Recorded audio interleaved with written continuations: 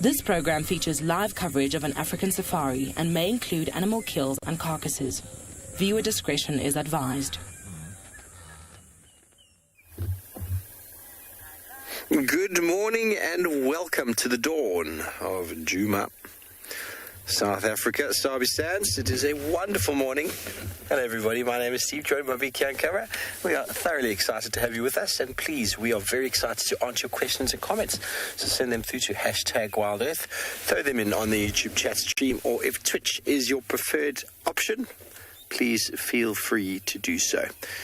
It's a wonderful 12 degrees Celsius, 54 degrees Fahrenheit, and it appears like it's going to be quite a lovely day.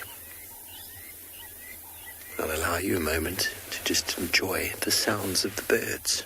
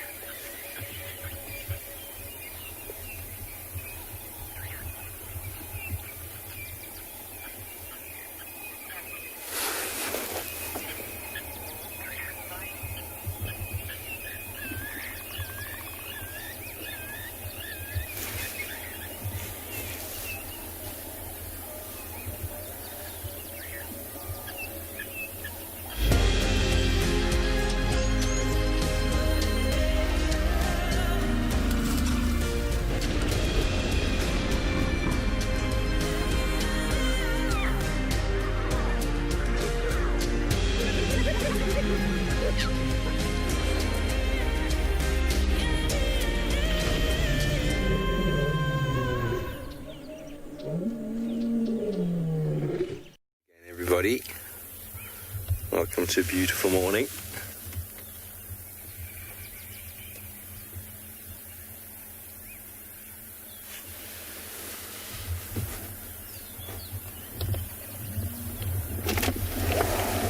In case I didn't introduce myself before, my name is Steve, joined by BK. Very excited to have you with us, and it is a wonderful dawn. As I said before, the temperature is lovely and only 12 degrees. So it is going to be one of those days where I think the layers are going to come off quite soon. And our plan for the morning is to just follow up around the dam cam for a moment. Apparently Moati male leopard was seen on the dam cam. He's not a very easy male leopard to find. And then we're going to see what happened to Shadulu, although I believe she's gone south. Salamba, we don't know where she got to. I know where I last left her, or lost her. And now also reports of some lion tracks coming in from the south. So, that is our morning.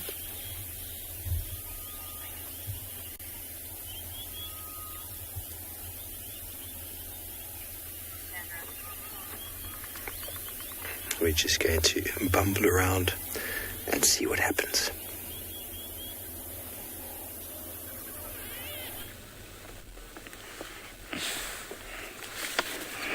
Hello, here we have our first animal of the day in the beautiful Masai Mara. A very good morning, everyone. Hope you had a good night, or maybe you're still out there. Good morning. My name is Isaac, and on camera I have Big James. And this morning we are out here to entertain you with all the animals we can find. And to start with, we have the tallest one in Africa, and I think in the world, the Maasai giraffe. And he is on duty very early this morning. He's doing, he's cleaning the undergrowth. Sometimes you wonder when you look at these trees why they are so worn out from the, underneath. The giraffe does that. They do the underbrowsing, make sure there's no hanging leaves, hanging branches, and that is what they do best. That is a male giraffe, and he's happy getting into the bushes there to find more chewy, more fresh leaves that have been growing. There is another one there. Mind you, when they get into the bushes, they can blend in really, really well. Over there is about 7 or 8. They passed me, and they're already in there. He's a very big boy, that one. You can tell, his height. He's got almost a horn growing on his forehead. Look at that. Yeah. Yeah, you can see the vertebrae next to the head can almost, fold straight up, and so they can reach for the tallest, little, fresh leaves. I'm staying here with the giraffes. Don't go anywhere.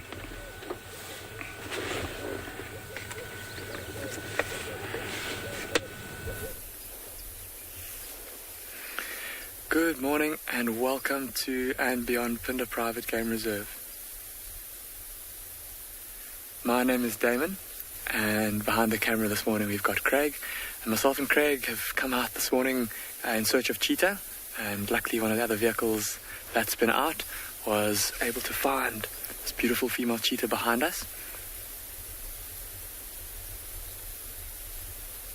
And look at that carcass there in front of her. So she's obviously been very busy this morning and has been successful in her hunting attempts.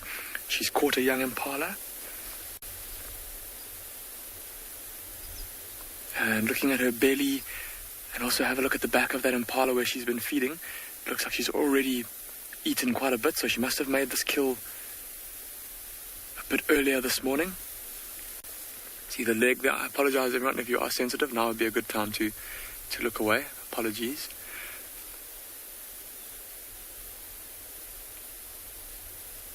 Look at how twitchy she is.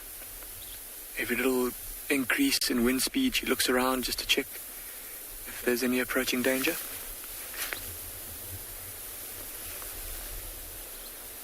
There's been a couple of little side-striped jackals that have been hanging around, hoping to get some scraps. But I think 2 little jackals are probably not going to be of any threat to her. She's much bigger than they are. And also these side-striped jackals behaving quite timidly, not rushing in and trying to steal from her.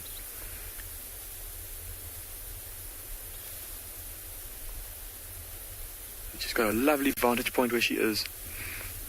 Quite an open patch of ground. Luke, you're asking where the cubs are. So, Luke, this is not one of those female cheetah that we've been following so closely for the last few months that has cubs. She's a relatively young female. I don't know, Luke, if you were watching us a couple of weeks ago where we watched a female cheetah chase a herd of zebra and wildebeest into a herd of rhinos and cause a mass stampede. This is that same female cheetah, Luke. So she's a young female that's moved into this area from the far north of our game reserve. And she's come here in search of, well, we think in search of a mate. We saw her the other day quite close to the 2 dominant males in this area. I'm hoping that she did mate with them. And in which case she might soon become, within the next 3 months' time, she might become a first-time mum. She is at the age where she is able to mate and have cubs. So very exciting.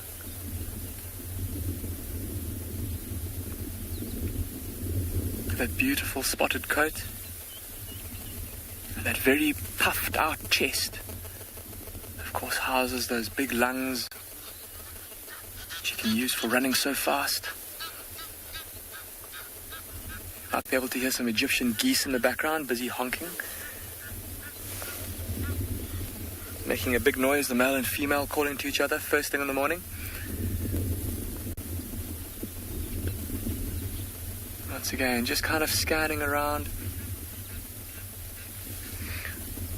And I think myself and Craig are going to spend a little bit more time with this cheetah. She's an absolutely beautiful light, and when you come back to us, maybe she'll be feeding again.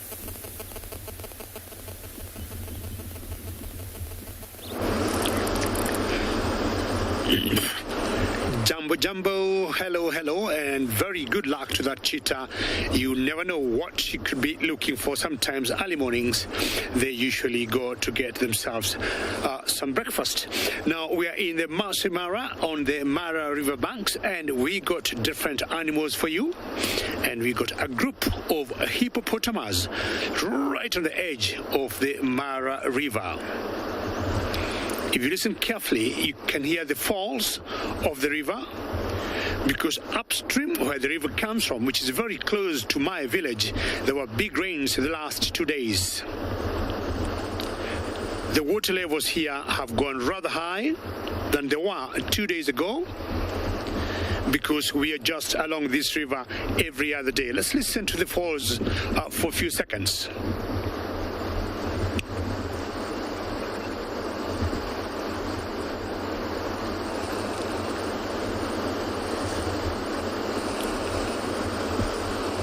Very therapeutic, very refreshing to hear the sound along the Mara River. This is one of my favorite spots. The time they come here on lucky days, and if there'll be wildebeest building up, they love to cross from this point. Now, in the months of June, July, August, going to October, our story here is always about the wildebeest migration, and let us learn more about the same. From the southern plains of the Serengeti, over 1 million grazers move northwest through the western corridor, gathering along the banks of the Grumeti River.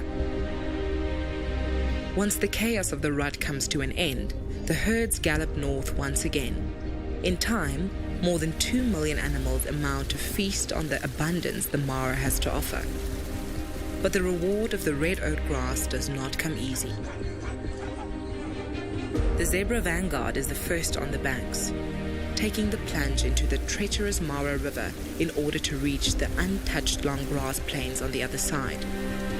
Not only must they face the turbulent waters, but also the crocodiles, gliding through the rapids in anticipation.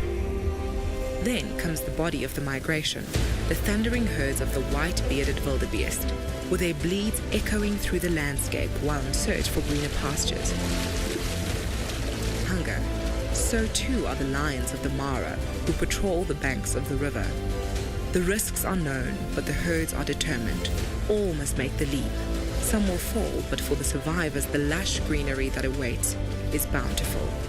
And then, as is nature's way, it comes the time to cross the river again as they continue to follow the life-giving storms and nourishing plains.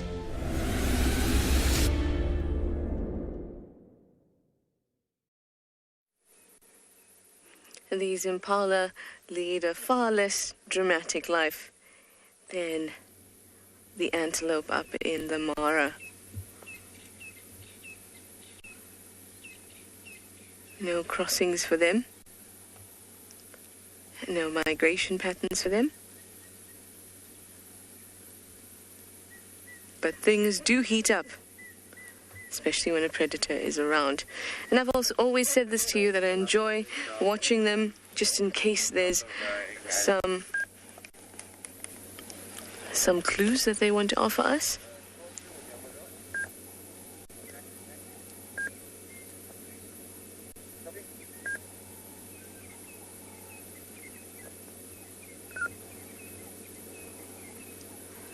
Eating away. Now you might wonder, why are they eating the grass? So these are mixed feeders. So they eat leaves, other vegetation, as well as grass. So why is it going after this very dry grass when there's a nice green tree just above it? And that's because some trees are just not eaten very much by antelope because they have a high tannin content. And a magic quarry is definitely one of them. And that's the bush that you see this little impala eating away under. So you see patches of green, but they're not patches that animals will eat. They will eat it in desperation, however. And that desperation can sometimes kill them because tannins can interfere with proper digestion.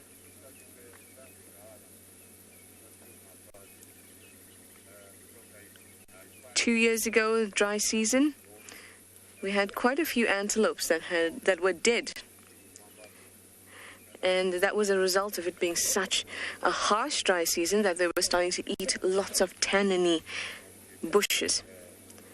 But these guys are still eating away at the grass, so they've learned a little from last time.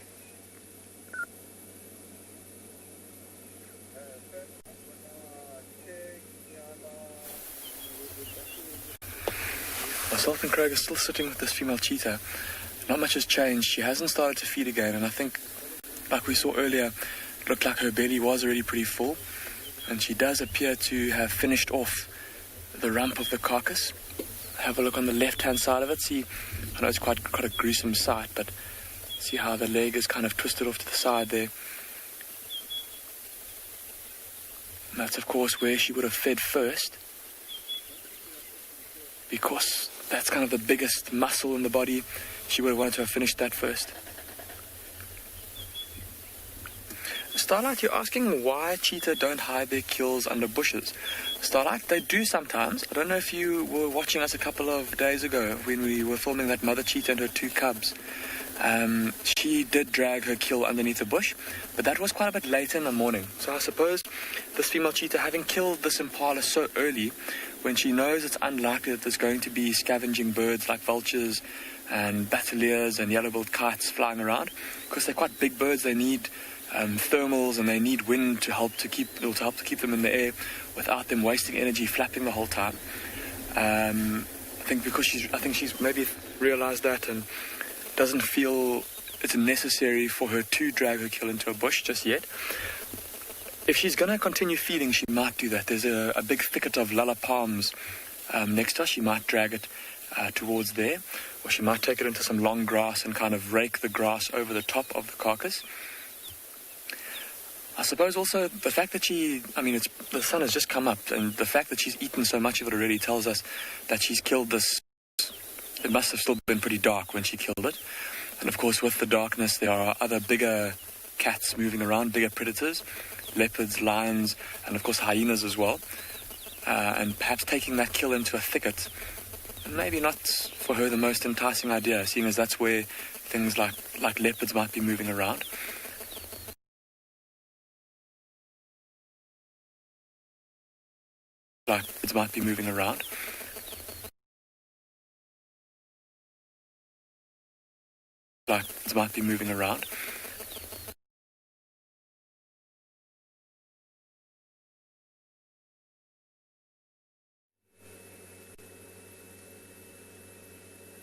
Sorry about that, guys. I'm sure we'll have them back in no time. This impala has been staring in that direction for a long, long time. In fact, throughout our last segment,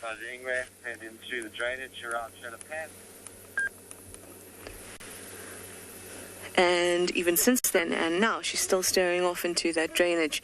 And there are some Franklins shouting as well. But that was a little closer to the dam. So I'm going to sit here and just watch what happens. Because more often than not, if you sit in one spot, things can sometimes come to you. But you can see she's still chewing.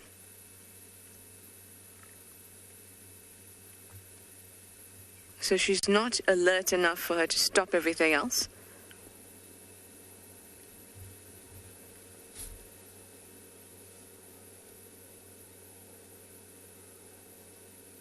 Whoop, there comes the cud.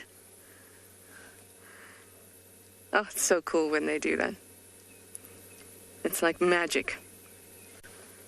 All right, I'm going to stay here and watch them for a little bit, see what happens.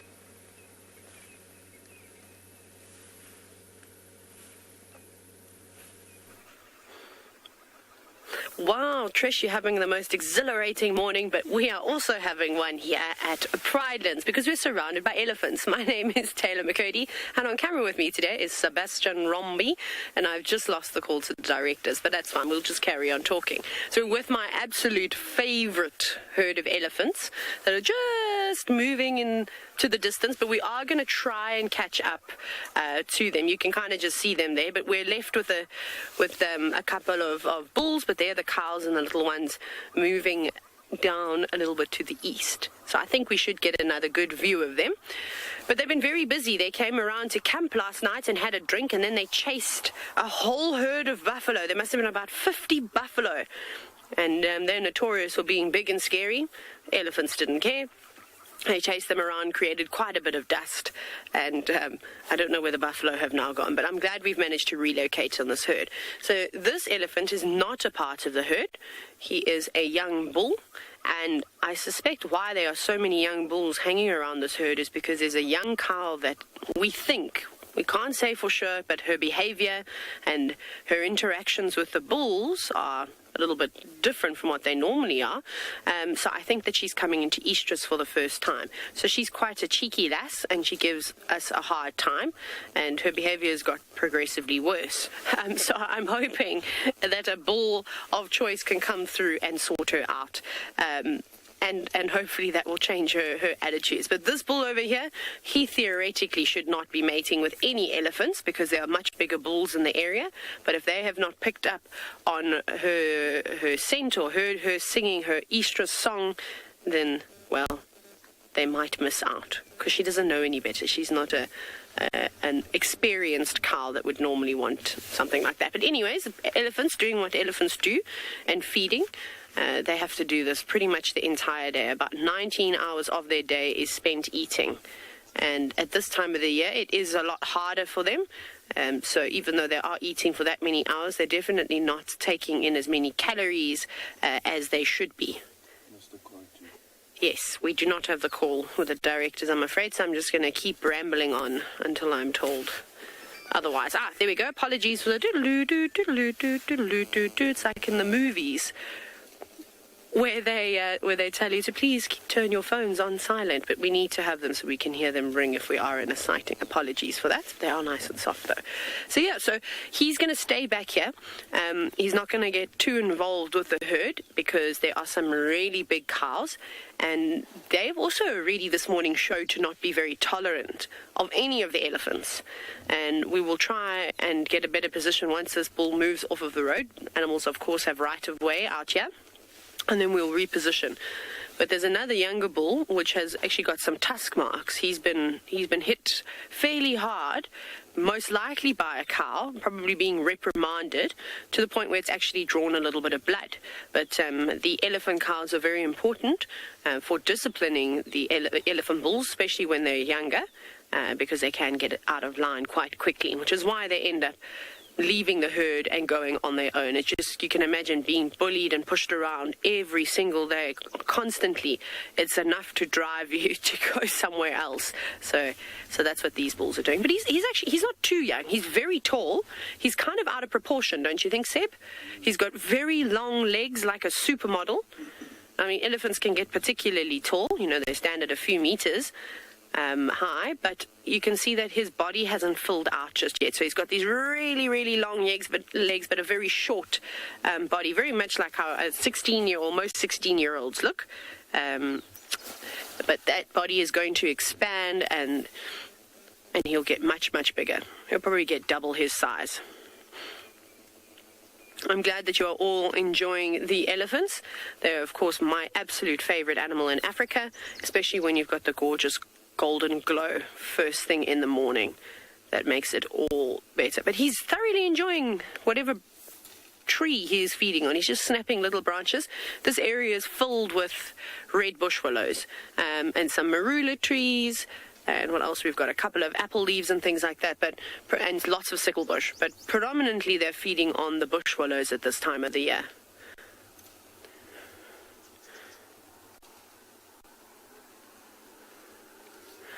Hello, young Kimberly, who's just 10 years old. Now, you asked a question about how strong are elephants? Sorry, I missed the last part, but elephants are... Oh, how strong are their tusks? Well, he's got a broken one, so they are very, very strong. So that is essentially a tooth that is growing out of his face, the tusks. But they just don't use them like how we use tooth. They don't use their tusks how we use our teeth, or they use their normal teeth, their molars, to grind up their food. It is particularly tough. They are quite strong, but if they hit them hard enough, whether it's from fighting with another elephant, or perhaps it breaks when they're tearing the bark off of a tree, that can also be a bit of a problem. But, it's very strong stuff. If you ever pick up a small piece of ivory, you find it often in the bush, just little bits of it, and it's really, really heavy. So, you can kind of hit it quite hard, and maybe a small chip will come out. So you can imagine how hard they must have smacked it for his right tusk like that to have broken. That's probably from fighting with another elephant bull, though, because they do get quite rough. Now, I'm hoping that this elephant bull just moves a little bit more to the left and catches up with the rest of the herd, so we can go around and see them from the front.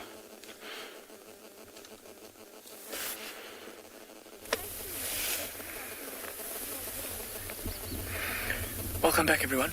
This female cheetah has just started to feed again on this impala carcass.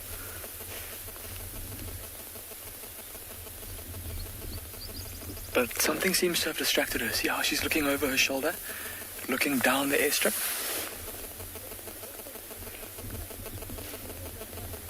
Whatever it was, there doesn't seem to be of too much concern for her. And once again, look at that tummy. Look at how fat it is. My goodness me. It's extending all the way past her back legs. Normally in a cheetah, if it's got an empty belly, if it hasn't eaten for a while, that tummy tucks up into the pelvis area, kind of like a greyhound. But she's done very well. She's managed to fill her tummy. There we go. So look what she's doing now, kind of grabbing the neck of the carcass. Trying to get some purchase on it. So we said that she's eaten all the rump already.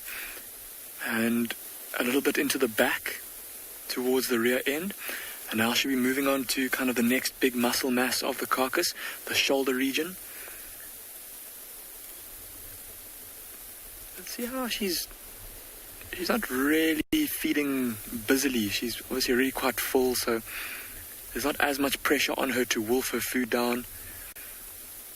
When she first killed this impala, she might have fed quite quickly and quite aggressively, trying to get as much meat into her body as possible, just in an attempt to minimize, to get as much food in before something comes along and takes the kill from her. We've spoken extensively about how vulnerable a cheetah is to having its meal taken from it. There we go. Look how she's turning her face sideways, using those specially designed teeth in the back of her mouth, the connational shear, like a pair of scissors to cut away through the hide.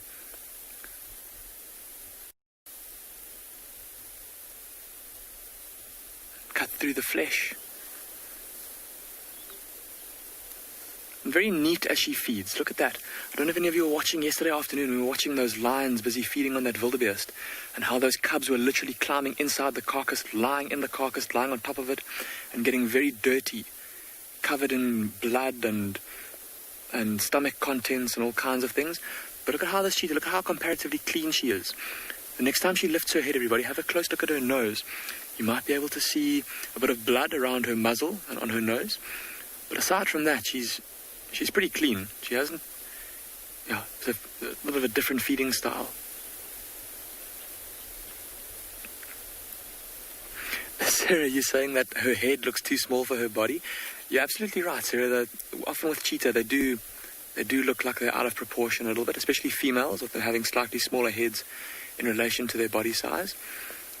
But I suppose that it's just, of course, an adaptation to being able to run fast. Of course, there can't be a scrap of excess or wasted space on this animal if she is to be able to reach the top speeds that these cheetah are capable of.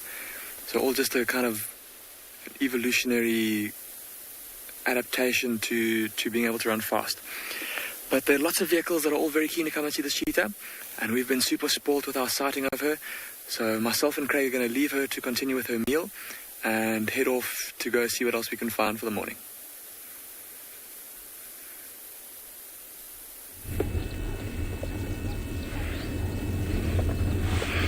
Okay, welcome back, guys. I've just been tracking this herd of buffalo, and all of a sudden I picked up those two male lions. They are very keenly looking at the buffalo. The buffalo are very unaware that there is lions, and you can tell the young male there is very curious, like choosing, looking at what to go for. There is some young calves. The wind is perfect. They are downwind, the lions. It's blowing from the buffalo to the lions. So I don't know what might happen, but this is one very difficult game if they decide to go to. Buffaloes don't give in or give up that easily. Also, it can be interesting if the buffalo picks up they're there, they will be chased. So it can get interesting anytime. Typical, and as usual, we have lots of cattle egrets, and they are making sure that the ticks, mites, grasshoppers spooked by the buffalo are taken care of. Remember, I'm live from the Masai Mara. Talk to us on CGTN Wild or hashtag Wild Earth. You can get me there. Talk to me about anything about the Masai Mara. Yes, they might have some breakfast. Please, let's sit back and hope something interesting happens. Yes, and the weather today is really, really nice, as you can tell. The sun is coming out. I think it's going to be a hot day by midday. It's around 27 degrees Celsius. Quite beautiful. I don't know what might happen here. The buffalo don't have a clue there is lions there.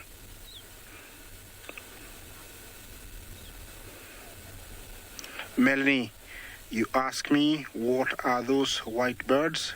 They are called cattle egrets. Cattle egrets, associated to cattle.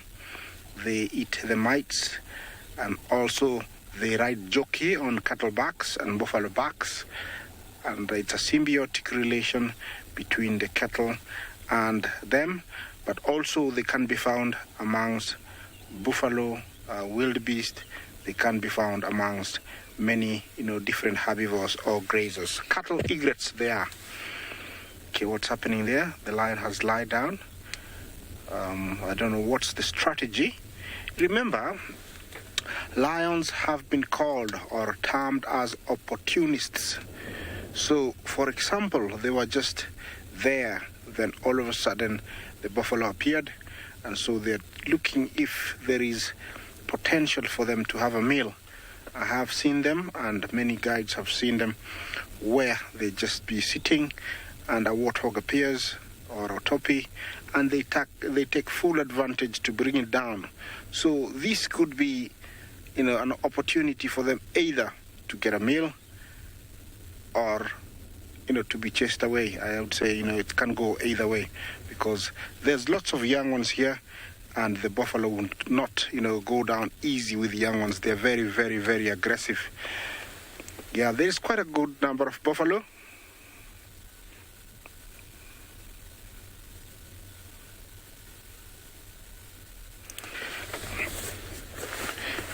Sorry, you broke down there. I didn't hear the question, so if you can frame it again.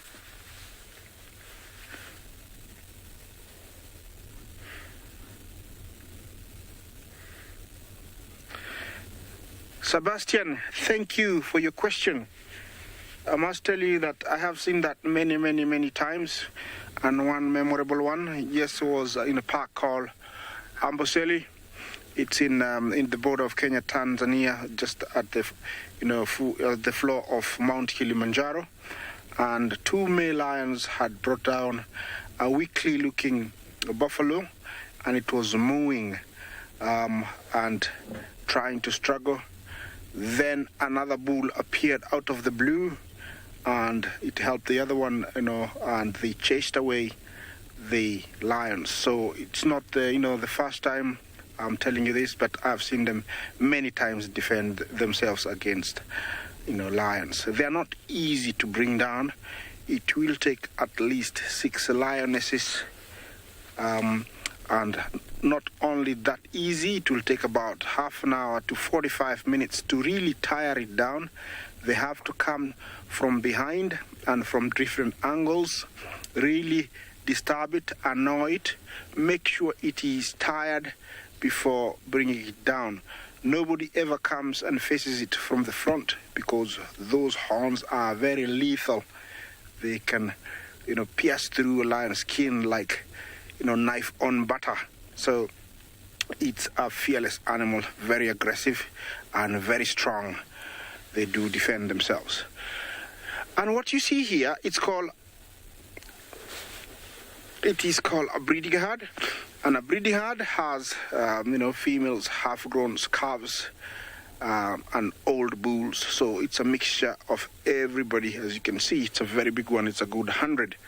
I'm staying here, so don't go very, very, very far. Don't go anywhere.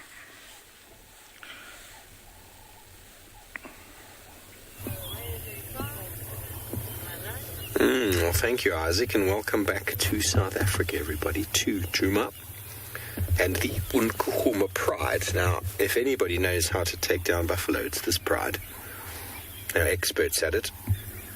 The adult lioness have been hunting buffalo for years, and the cubs, who are all a year and just under, have all got the taste for buffalo now, and they're learning the tricks of the trade. This pride was on the other side of Simbambili yesterday. They'd killed a zebra the night before. And it just goes to show the movements that can take place. They moved many kilometers in the night. When we arrived to find them shortly, a little while ago, they did look, that little cub there is looking a little bloodied. It's hard to tell. The bellies of the lions don't look full, but there are blood stains, which means they've probably eaten something in the night. A lot happens under the cover of darkness, that unless you actually spend the entire night with lions, you really don't know.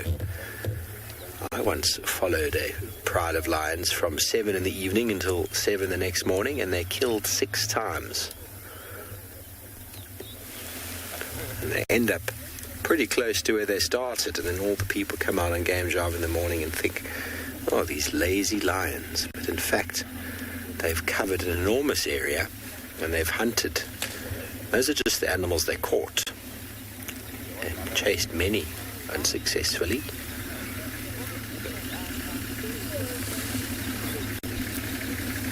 And with all the grooming that's taking place, with the 2 cubs anyway, it's evident that something... Oh, there we go. There's a leg bone. Is it a leg? Or is it a stick? I think it's a leg. Probably an impala. Very small little leg. That wouldn't have gone very far. That would have been an hors d'oeuvre.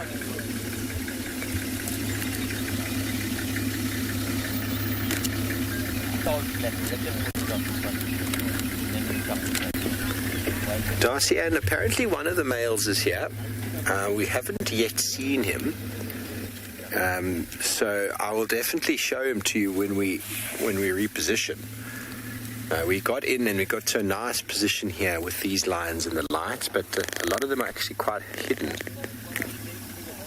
in the sort of shade of the tree. But it does appear to be the whole pride, and there definitely is a male, but I haven't seen him yet. So we will find him for you. We will have some time to move around and reposition. It's a good start. Lions in the early morning.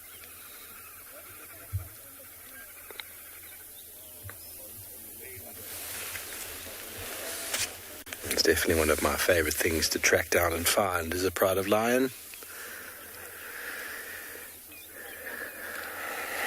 Okay, Okay, so we're going to stay here with the Nkuhuma Pride, who I know we all just love.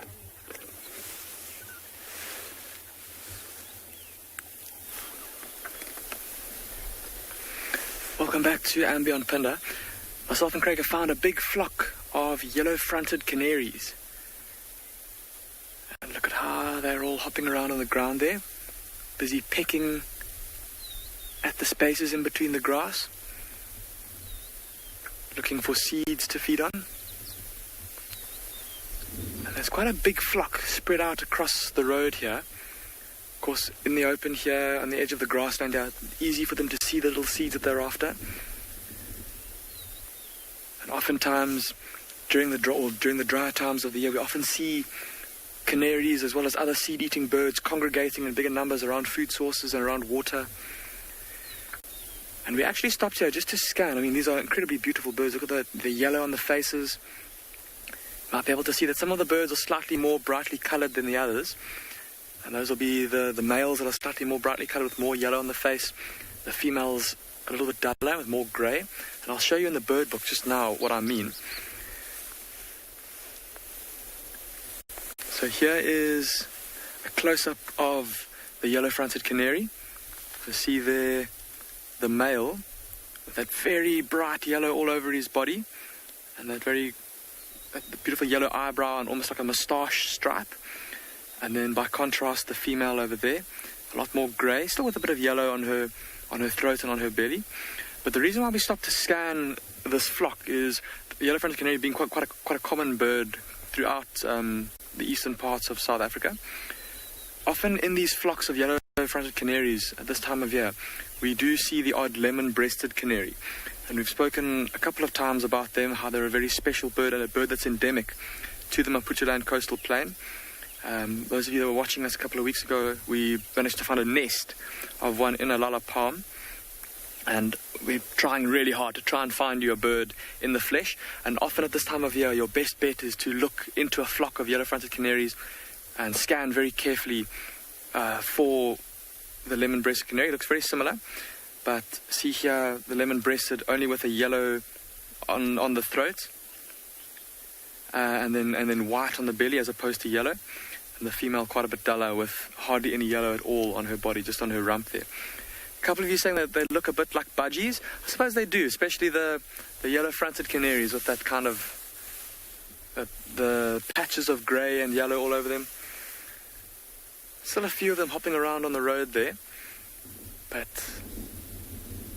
yeah, unfortunately, no lemon-breasted canary this time.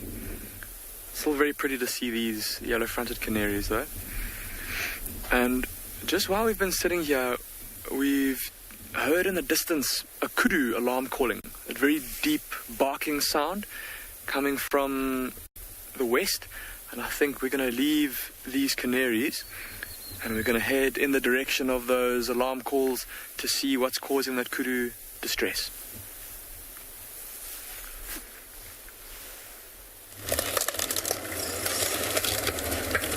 Welcome back, everybody.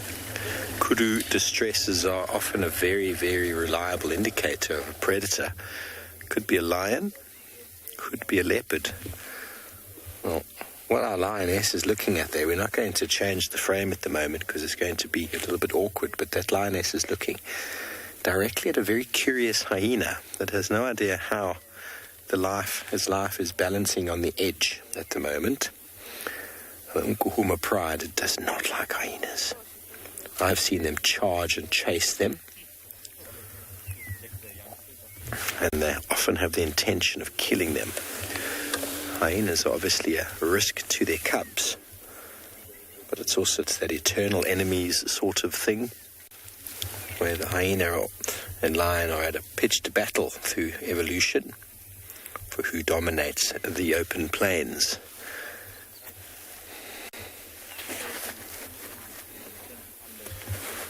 Hello, Lime. You want to know how many on this pride? Well, they are most of the time 7 lionesses together, and then 9 cubs. So 16. And then there is one boy with them currently. I haven't yet seen him. He's behind the bush here, and apparently he's very flat. So we're not going to reposition until We absolutely need to. This is the best view we've got at the moment of the pride. So often there's two boys, dominant males that is, hanging out with the pride. 7 adults. One adult has sort of become quite nomadic, and after chatting with some of the other guides, they say each time she tries to join the pride, the dominant males give her an absolute hiding. So we'll see if we can count. I haven't managed to count yet. There's just lions everywhere.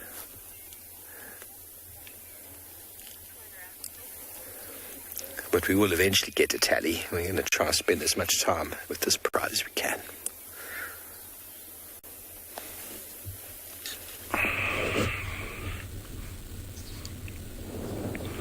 Welcome back, guys.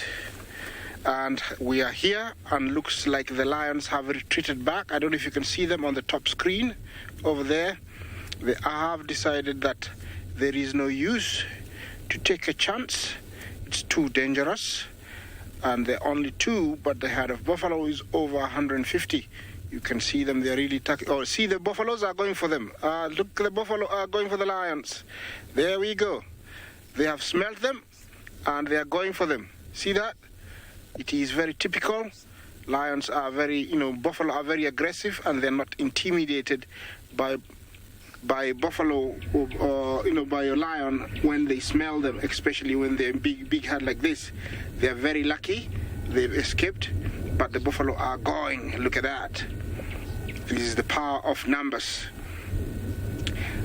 Just a few picked up that there was danger. Oh, see the lion there? Okay, now, yeah, they have been seen. Let's see what's going to happen. Yeah, buffaloes are not intimidated when they're in this back, numbers. Look at that beautiful picture of the egrets, the buffalo. Yeah, well, it might be too dangerous for the buffalo to get close, but mind you, if they do decide to come out, they will have no chance against these buffaloes.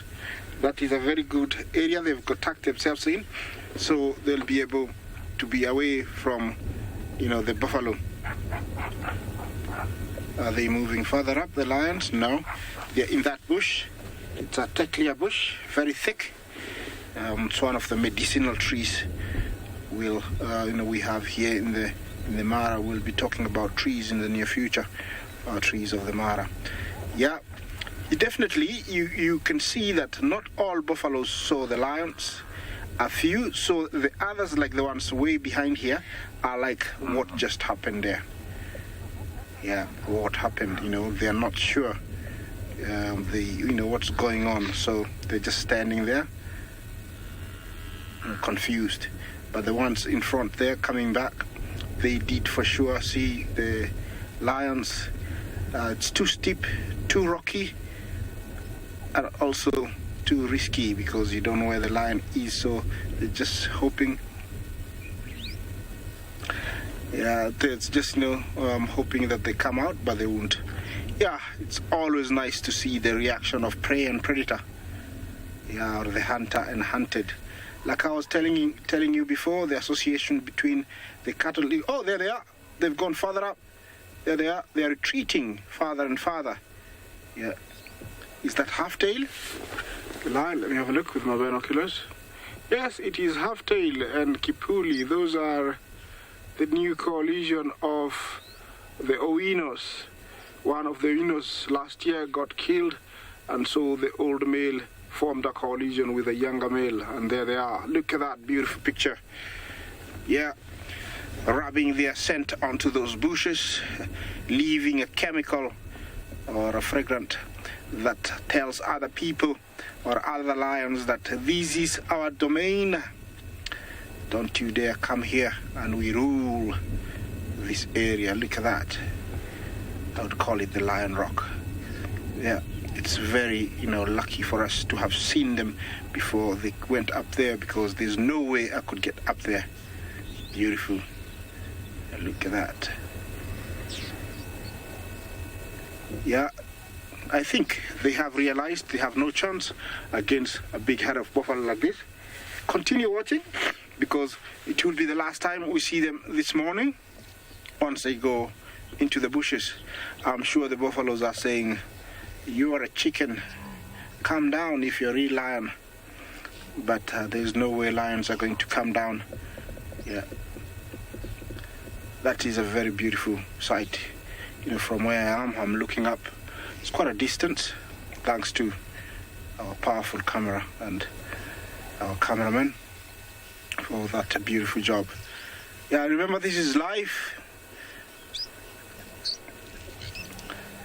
Yes, I'm gonna, maybe continue and find you something else, because once the lions disappear onto that long grass, I won't see them until next time, of which I don't know. It is nature, I cannot tell you.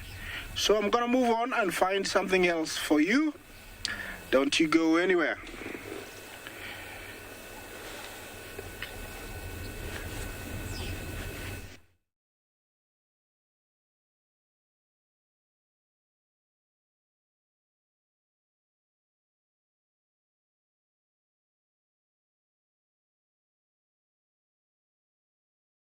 Camera won't go wrong. Hey, David. And my name's Dylan. It's just wonderful having you along with us. Wherever you might be in the world, whatever your plans are today, just please enjoy it. Don't be shy to ask questions, whether it's about the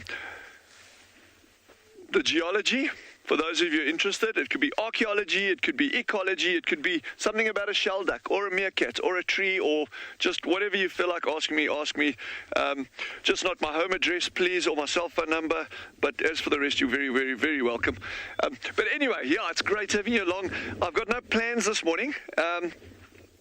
It's still early. I need to think about these kind of things. I don't want to rush into it.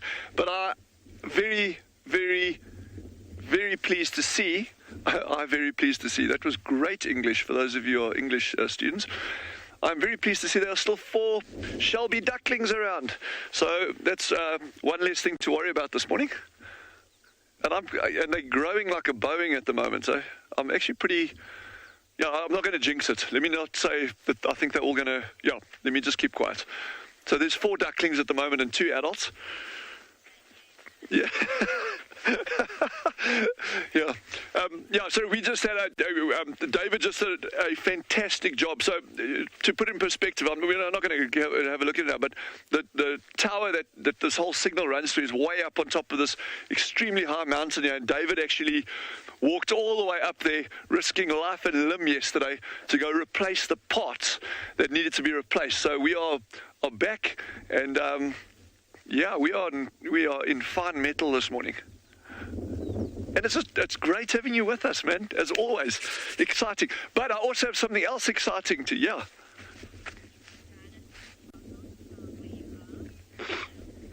Oh, Rachel, beautiful question then. So Rachel has just asked, are there any dinosaur fossils in this area that we are? I wish there were. Unfortunately not, but not that far from us. Well, probably 800 kilometers away, straight line, 700 k straight line. Then you start getting these incredible fossils in a central part of South Africa called the Karoo. And these Karoo, these sedimentary deposits there, are one of the best fossil areas in the world, in fact. And they've got a remarkable diversity of fossils there. We do have a fossil on Tswalu, well, actually fossils, but we've looked at this one before. These are called stromatolites, these beautiful little circular patterns like that, and these have been dated to 1.9 to 2 billion years old. That's what all the literature says, that's what all the geologists say. We can debate that. But yeah, that's what that has been dated to. Now, those fossils are called stromatolites, and those are the ones, and we've kind of dabbled in this before. It's thanks to those that we all here today breathing oxygen, because those are the ones that first started getting the oxygen in the atmosphere for us. So, yeah, so no dinosaur fossils, except for myself. But yeah, what an exciting morning. It's so good to be out, and I know our colleagues are already seeing some amazing things. So yeah, I don't know what we're going to see. But what I did see this morning on the way in is are blossoms on the acacias. So the acacias are starting to come out now. So we're going to keep our eyes open for those and hopefully get you some really, really good butterflies over the coming weeks.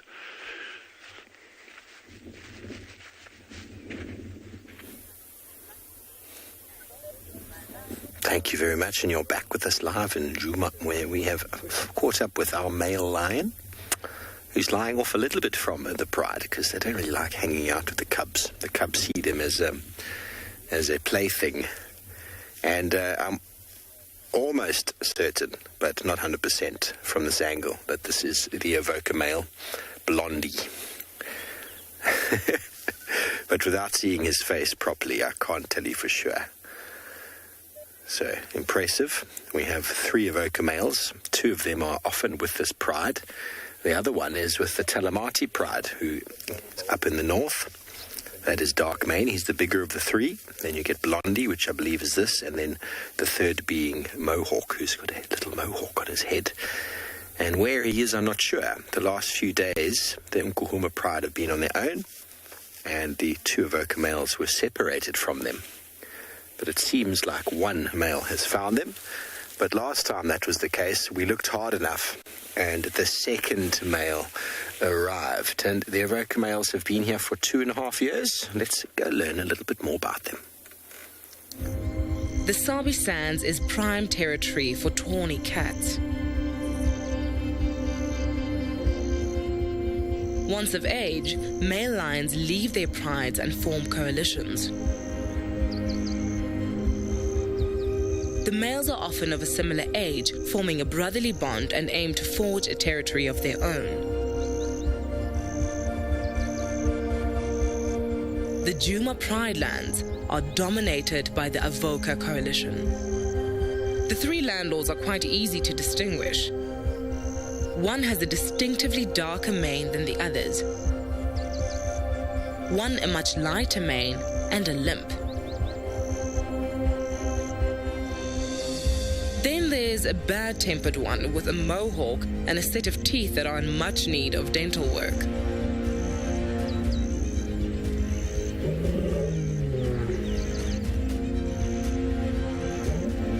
All 3 lions have mated with the resident Nkuhuma lionesses. But the Nkuhuma pride is not their only responsibility. The Avoca's territory encompasses almost 100 square kilometers and 3 prides. The Avocas have made themselves at home not only with the Nkuhumas, but also the neighboring Talamati pride.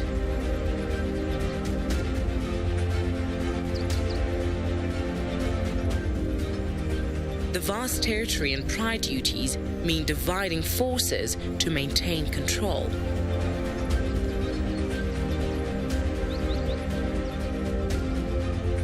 In this way, the Avocas have ensured a continuation of their legacy.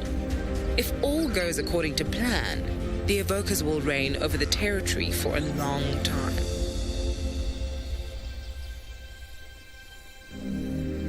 But nothing is certain in nature, and new rival coalitions could always be on the horizon.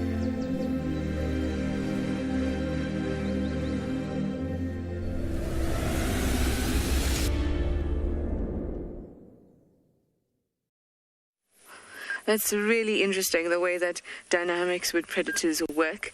In fact, I have been following the tracks of a male leopard that I think is Mulwati. And the reason I've been actually followed them to the dam, and then I kept on going, and that's because the leopard dynamic also changed, and I'm wondering if maybe Tingana will show up since Mulwati was busy sawing, so he'd want to come reaffirm his boundary. So I'm going up to the north, and on my way, I saw this lovely silver cluster leaf. And if we go towards the top of it, you'll see tiny little buds starting to appear.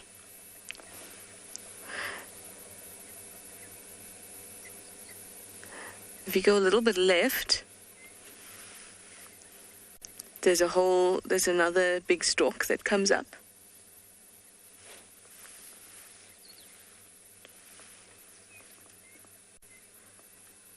And if you go to the top of this one,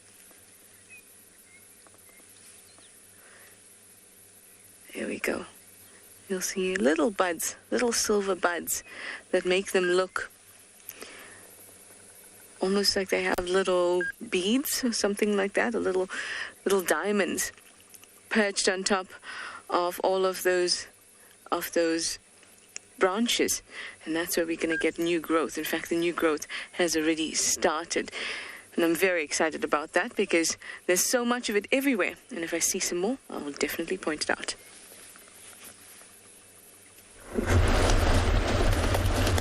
We got two hippos here, and I think they have a little issue with them. And my guess is these are two bulls.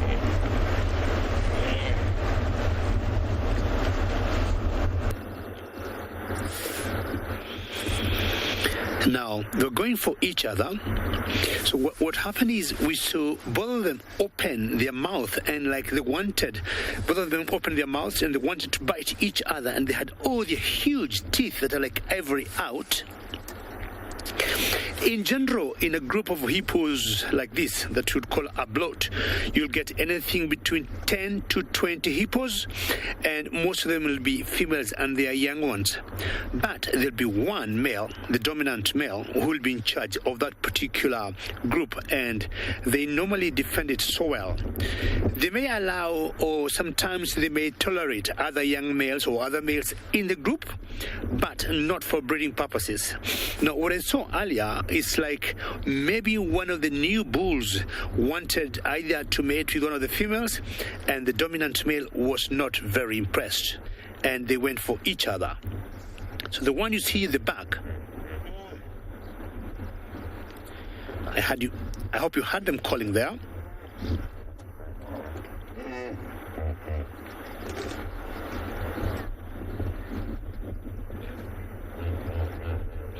Rich, you'd like to know if the crocs and the hippos respect each other's territory.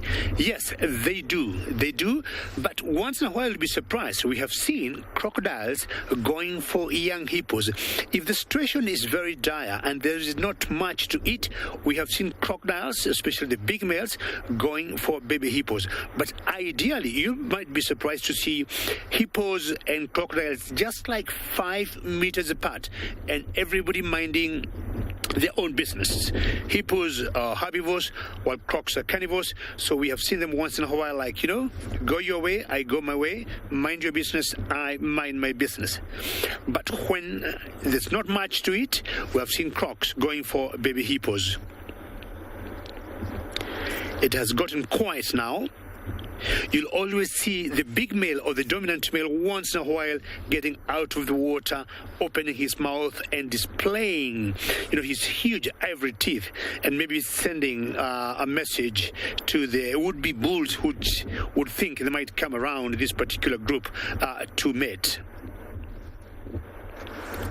Hippos are semi-aquatic.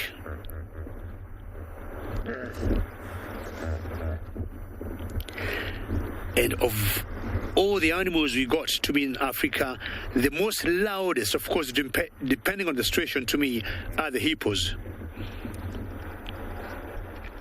Being semi-aquatic means you'll get them in water and on land. Now, for the better part of the day, they will remain in the water. And I can tell you, mostly in night, they were all out feeding, and sometimes they walk like 20, 30 kilometers away from the river to get the type of food or grass they want, because basically they are grazers, and about 4, 5, 6 in the morning, they start heading back to the river. Simply because hippos without water during the day, they're dead. That's the only way they are able to maintain the temperature.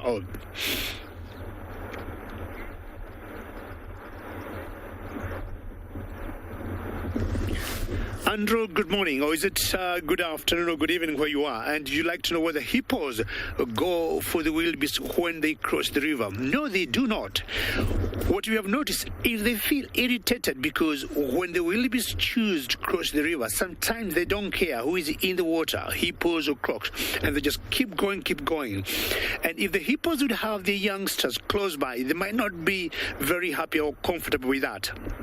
But ideally, we haven't seen situations where hippos have had issues with wildebeest. The only one thing Andrew can remember, this was last year, I saw wildebeest crossing the river, the same river, Mara River, not this crossing point.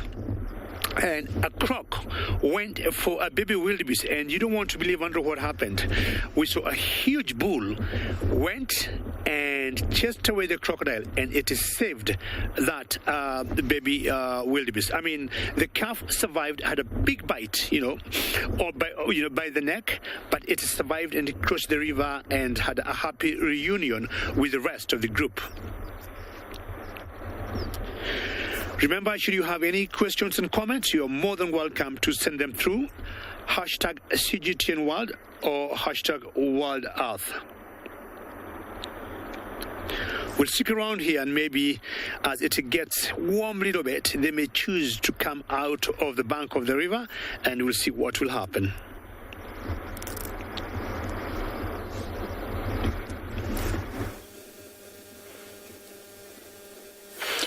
So, we've got something quite interesting happening here.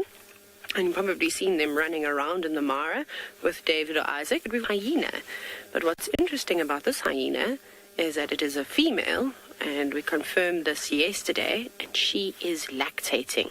She's also sitting right on a termite mound, and you can see just to the left of her, that dark space, that is the entrance to a burrow.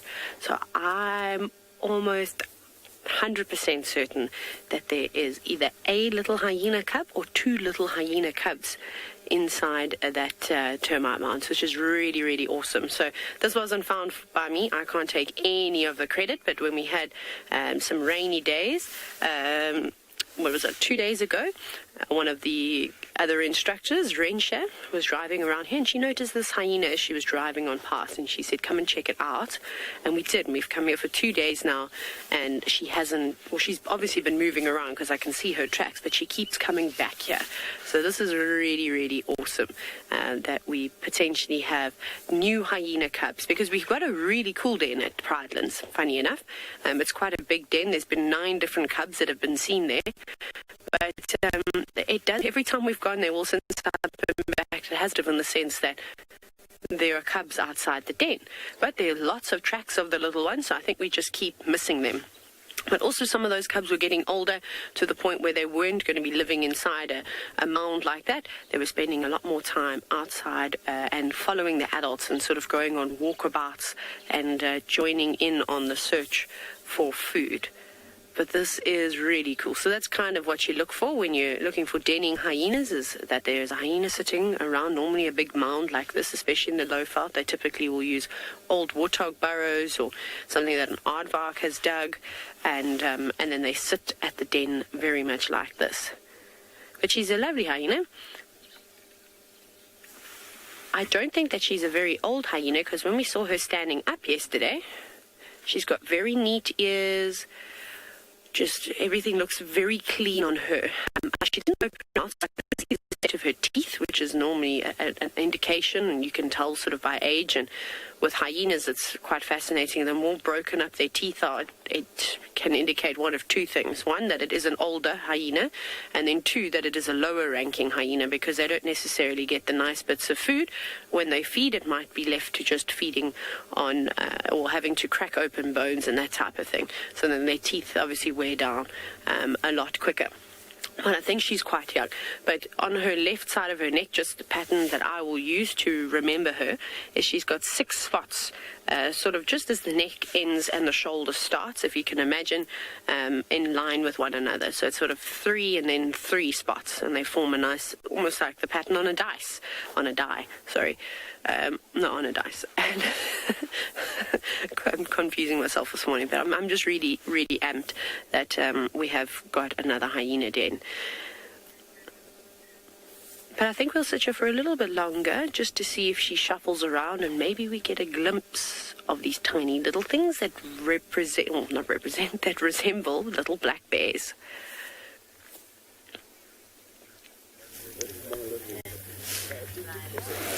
Good luck, Taylor. I hope you get to see those little cubs. Well, our male lion has turned around, and I'm almost certain now that this is in fact Mohawk. He's the grumpy of the three. There we go. Looked at us. Now, everybody, it's quiz time on this wonderful Sunday morning. So I have a quiz for all of you. Now, we're looking at a male lion, of course, and lion prides in general. And now there is a specific behavior, and there is a term given to it. Now, I'm looking for the answer to this term, whereby male lions, not all the time, but from time to time, will kill cubs. They will kill them. They'll often eat them after killing them, but they'll kill them so as to bring the females into estrus. If, for example, there's a new territorial male or new males move into an area, and they want those females to become reproductive, there's a term given to the behavior whereby male lions kill cubs. So if you know the answer to that, please send through your answer to CG10 Wild or hashtag Wild Earth, and let our directors formulate those answers. It is a very interesting behavior. It's a very, very interesting concept, and it does sound quite sad and quite brutal, doesn't it? But the reality of it is that there's a set period of time that a male like this, I just heard another car starting there, that a male like this and a coalition like this are able to breed in a pride. Normally male lions come of age at 5-6 years, and they probably won't breed over 10. Maybe, but probably not. So they've only got anywhere between 3 and 4 years with regards to being breeding fit, breeding ready. Now, a pride of lions that has got cubs will take 2 years in between cubs to breed again. 2 years. So if, for example, new males came to this area, displaced the evoker males, and found these unkuhumas with cubs that are less than a year, we're looking at another year, year and a half, maybe even 2 years before these females will be breeding ready. If you've got a pride tenure, or if you've got a breeding potential in prides of 3, 4, maybe 5 years, if you're a big coalition, then that's 2-3 years out of your breeding chances. So what has happened is that term I'm looking for, where male lions kill cubs, has become quite prevalent in the population because the males who do it have more cubs than those who don't. It doesn't happen with all lions. Not all lions will kill cubs, but as with traits that are passed on in nature, those that are more successful are those that are more common in the environment or in the genetics are often perpetuated. So lions that kill cubs are able to breed, because if a female has a cub and her cub is killed, as sad as that might sound, everybody, as dramatic as that might sound, it is very harsh, that female is ready to breed in a month. 1 month versus 2 years. So it makes sense from a male lion point of view to practice that behavior, but it is very brutal, and it does sound very crazy, but it is what happens, unfortunately. Very, very sad to witness, but it is part of nature, and that's why we always talk about the first year of a lion's life being the harshest. Jacqueline, you want to know what's the best sense in a lion? Well, I think their sense of smell, eyesight, and hearing is probably all pretty equal. They taste, or should I say, they eat things that are rancid, so I wouldn't know really what to put taste there. But definitely their sense of hearing and their sense of smell and eyesight is incredible. Although they see black and white, they are able to probably see in the darkest of evenings pretty clearly, and they seem to hear things that we haven't even discerned ourselves. And I've followed a young male lion track down his pride that was an entire day away from him, and about 4 or 5 kilometers, by smelling the ground. Now that is the scent I wish I could practice. I could just find animals by walking and sniffing, like a bloodhound. So it's very hard for me to tell you which of those 3 senses is more complex or more defined. But when it comes to living out in nature, living out here, and your survival is determined by your senses are extremely heightened. And predators use all 3 of those for hunting, and cubs obviously as well for defense and hiding away. And they're very tough animals, so they can take a beating. Doesn't mean they don't and can't feel, but it means that they are very, very tough and almost bulletproof. When you see the injuries these animals are able to sort of recover from. But right now, Mohawk's not thinking about anything other than his next meal. And if they did eat an impala, which by the leg indicated they probably did, he got and always will get the lion's share. Have another vehicle joining us in the sighting. Mohawk's just giving them a little look and showing us how beautiful he really is.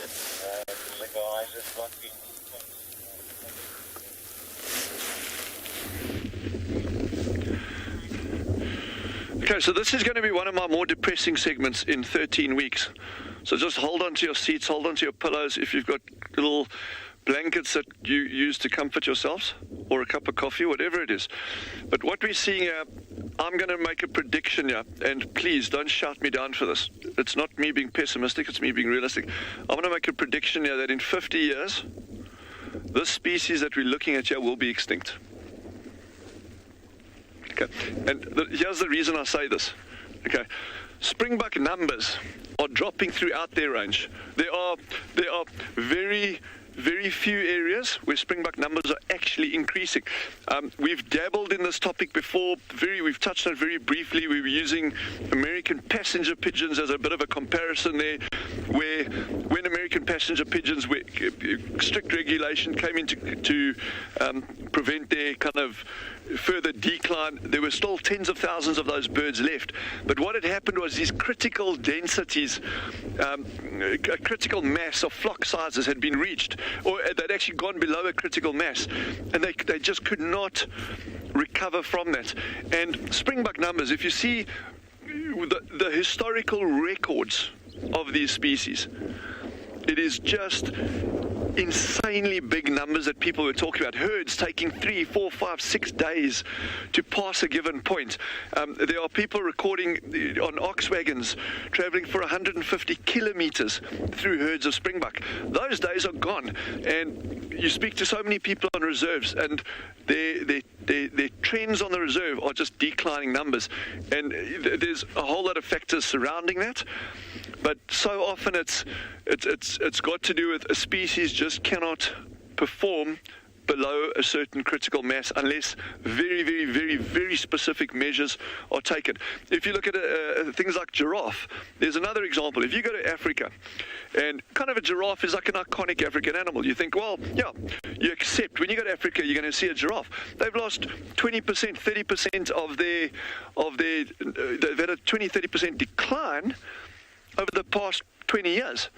There's something going on there, and there's a couple of good reasons for that as well. But so often, a thing can disappear before your eyes without you even realizing it, because you accept, you come out, you always see springbuck. But what you're not seeing anymore are massive numbers of springbuck. You're seeing herds of 20, 30, 40. That's my prediction for the morning. Like I say, put me on the guillotine if you wish.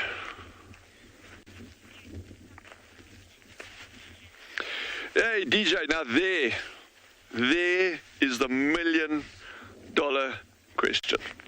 DJ has just asked, so what can we do to stop these kind of things from happening? Okay, and there's no easy, because if I had that answer for you, well then, I could do a huge amount of good in conservation, and I would. Okay, so there's multiple factors at play there. It's been linked, one of the things has been linked to climate change. So, these are animals of very, very open areas. They don't like dense woodland. You've got higher CO2 levels in the atmosphere. It becomes more conducive to woody plant growth, denser vegetation. It makes the lambs more susceptible to predation.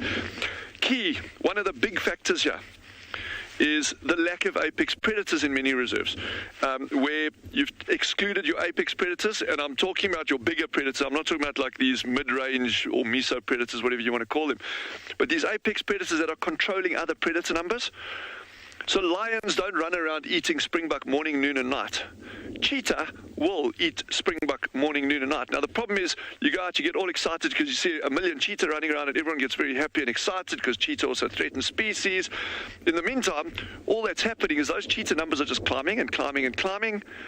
What is killing cheetah? Other cheetah and lions. Lions will smash cheetah left, right, and centre if they get half a chance, because that's what lions do. They're big, they're nasty, they're strong, and they don't mind killing other things. So suddenly, in the absence of lions, cheetah numbers start picking up. Cheetah say, well, actually, those springbuck are the perfect size meal, so when I'm going to chase them, I'm going to eat them morning, noon, and night. We watched, Jandra and I watched with our own eyes, and many of you joined us on that female with 2 cubs, those cheetah. Within 20 minutes, 30 minutes, I don't know, I can't remember, we can go back in the footage. They had 3 attempts on kills there. They chased the steenbuck right past the front of the vehicle. Then they went and caught a scrubby 10 minutes later, gobbled it up, the mother. And then 10 minutes after that, she caught an adult springbuck. Cheetah are fantastically successful animals, given the right conditions, as is anything. Giraffe don't have a problem breeding. Giraffe know how to breed. Springbuck know how to breed. We don't need to teach them or put them in some breeding program to breed them. Wild animals know how to breed. People know how to breed. You know, that's not the problem. The problem is the conditions surrounding their existence in these reserves. And anyway, there's no silver bullet, unfortunately, for any of these things. It's not a case of, okay, well, you have your apex predators and everyone lives happily ever after, or, okay, let's reverse the effects of climate change and everyone lives happily ever after. It becomes very, very, very complex, but we have to address these things if we need ecological systems to continue into perpetuity.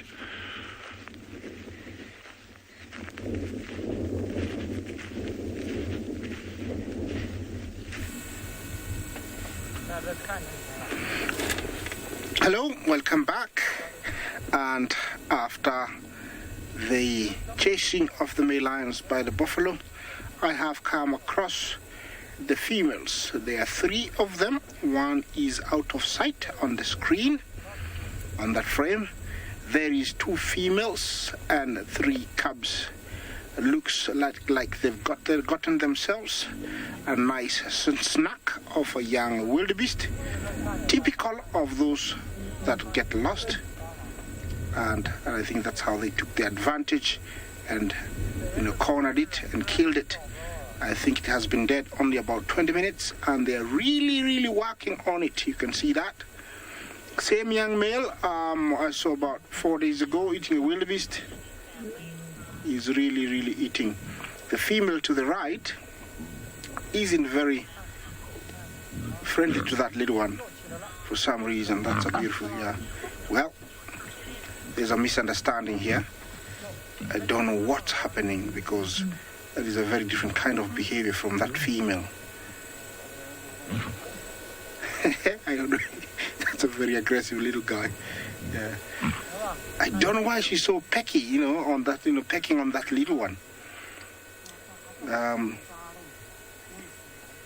It's unusual, because normally they'll take care of one another's young. And those 2 females, you can tell, those 3 cubs could be theirs, because definitely they're 2 different ages. The one to the right and one to the left in front are the same months, about 5 months, and the one behind is almost 9 months, and then the 2 females. So definitely, these are their mothers. You can tell they're not eating as much, so they are allowing the cubs to eat. Yeah, that little guy knows how to take care of himself. He doesn't need anybody else to take care of him. Yeah, and you can tell here the females are letting the cubs eat. It is typical when there is plenty of food to eat. They will allow the young ones to eat. Very healthy looking females. This is the Owino Pride. We saw there are 2 males. And here I have 2 females and 3 cubs. There is a female that's not there. I'll say it again. And we are in their territory, which stretches from a place called Sanguriai or Shieni, and runs along the road all the way to Kilo 2 junction towards Ngangirare and extends towards, the escarpment, runs along the escarpment, all, back and forth from, Sangriai to Kilo 2. She's coming my way. Can tell she's very healthy. Look at those shoulders, very muscular. Yeah, hello. Yeah, she's gonna go past the vehicle. We're not able to show you that back there. Yeah, she's out of the frame.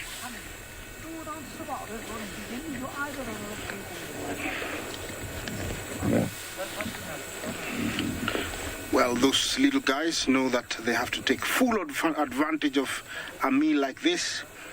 Sometimes, it's days before they get another one, so they're really, really tucking in. And they have been very lucky, to be getting lots of meals within this area. They haven't moved very far. And this time of the year, I think they know this is the area to be, because later on in the year, they normally move towards a swamp called Olpunyata. That's where they go. But right now, they're quite the distance from the swamp. I think they're allowing everybody to think that they left the swamp so they can utilize it later on. This is the unique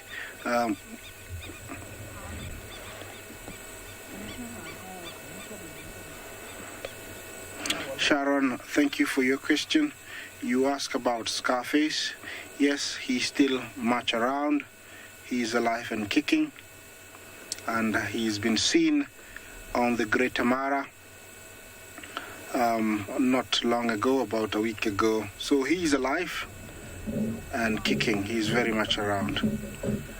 Yeah, as I said, these territories are very important because they choose a territory depending what is available, and they can utilize their territory by moving around, utilizing availability of food at different times of the year. They know that the swamp is a good place to find food when the wildebeest have left and the zebras. So being out in the open like this is, much better right now because there is enough food. Yeah, that is definitely a male, a young male to the right there. You can tell he's got a little bit of mane coming up. Yeah, you can tell his ribs are showing. So I think he was not doing very well before the migration came. They're really working on that wildebeest. Yeah, they're not playing with food at all here. And I would say maybe in the last 3 days they haven't eaten. That's why they're really into it. Remember, this is live. It's coming from Masai Mara. Talk to us. Hashtag CGTN Wild. Hashtag Wild Earth is a place you want to talk to us. Comment. Very, very welcome. You are in the Masai Mara and it's all beautiful here. Looks like the female is getting onto the head. You can't see it, but I did see him lift it. It's a young wildebeest. Yeah. So that I don't keep you and get you getting hungry because it's breakfast time, I'm gonna stick here and I'll see you shortly.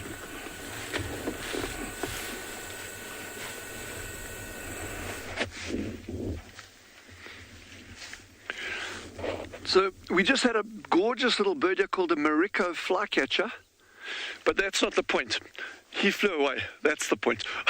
But what we're doing, we're standing in this area. I'm actually standing up in the front of the vehicle. We're scanning. Have you got another one there? Let me see if that's it. So I'm just thinking, that's him. Yeah, that's him, I think. Yeah, that is him. I think so. Yeah, that's him. That's a Morocco flycatcher. There he is, sitting there.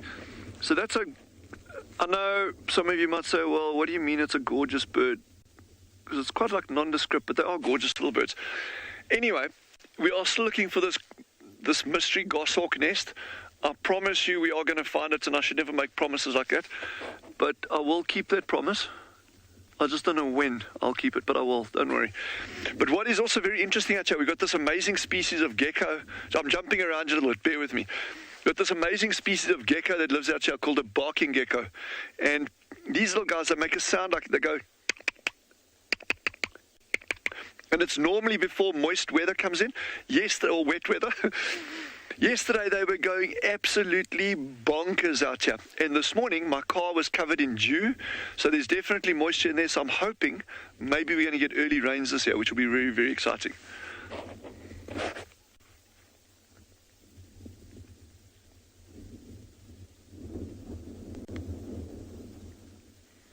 Come on, goshawks.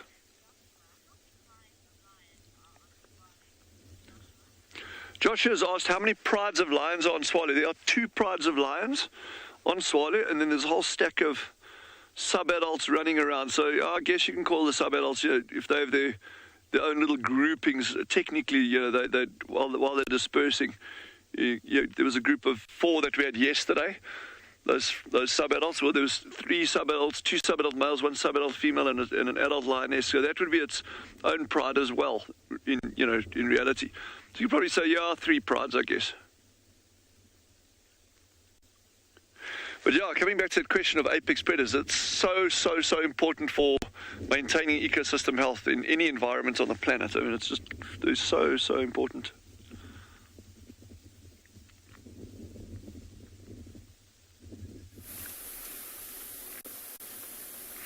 Welcome back to And Beyond Phinda. Myself and Craig have been exploring some of the thickets in the mountains around the southern regions of Phinda. We've managed to find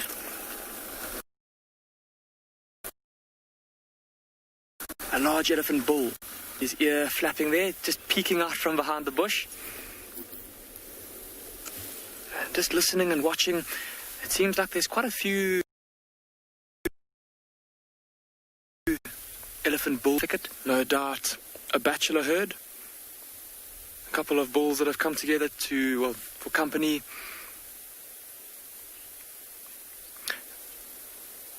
And I think from here, myself and Craig, seeing as the view's not so great, we're going to carry on and head off in search of some black rhino.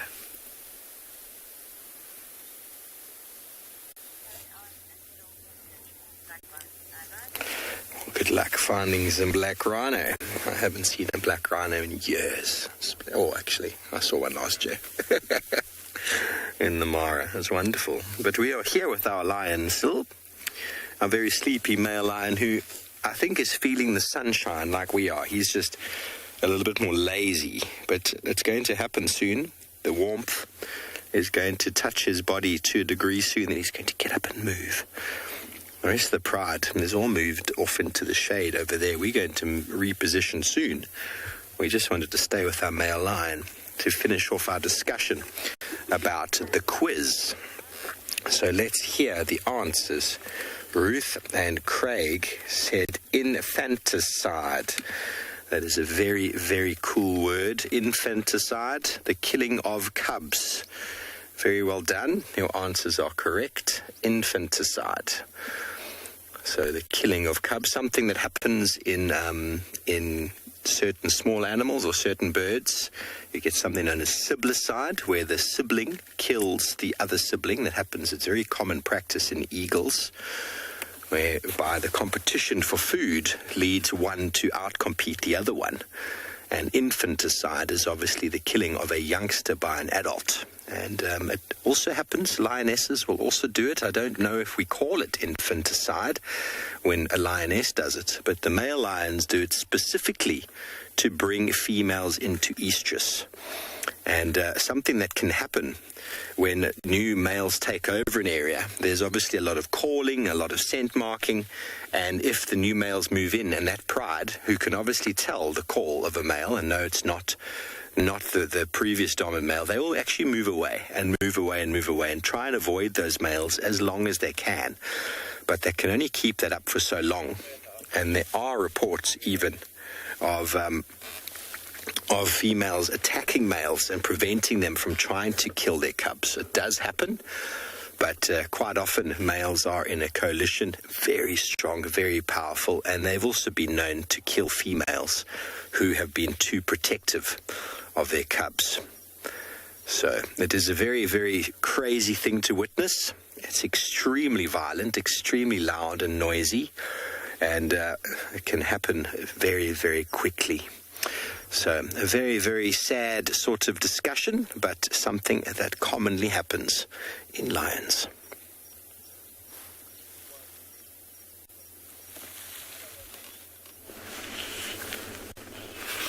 Yes, it is not great to see something like that, but it's also something that you can kind of see with hyenas too.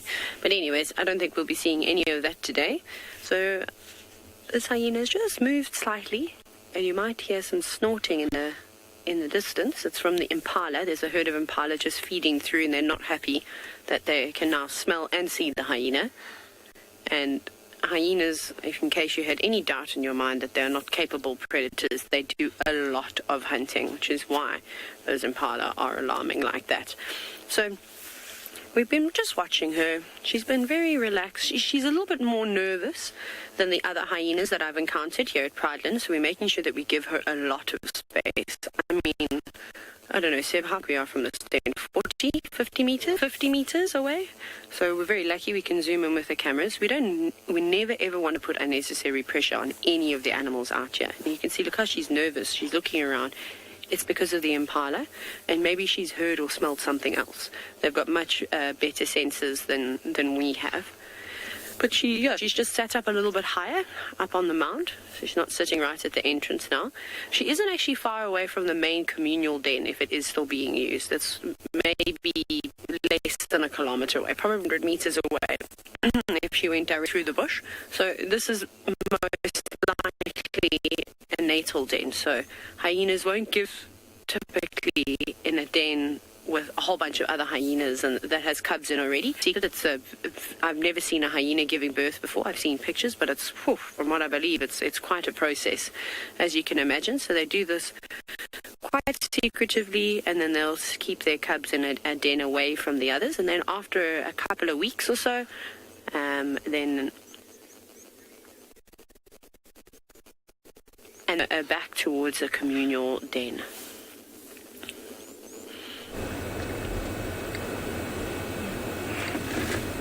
Here I am still, and looks like this young wildebeest is much tastier.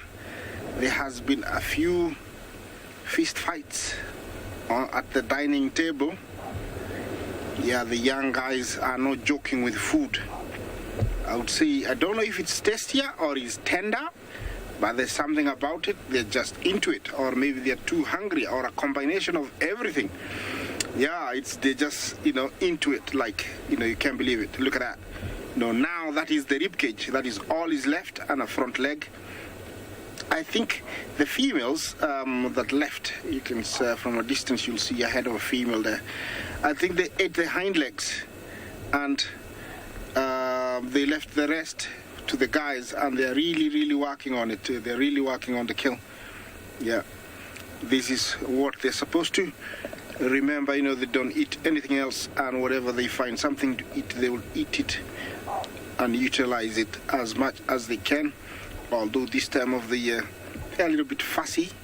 I saw them eating a wildebeest, and they were not this crazy about it, like, the way they're eating it. They were a little bit relaxed.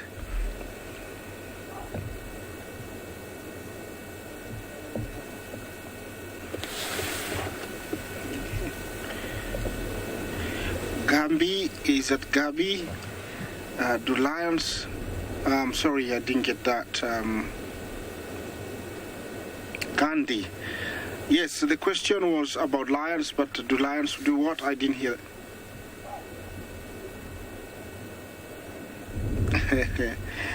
Cross up tables? Is that the question? I don't know what you mean. I actually I didn't understand the question.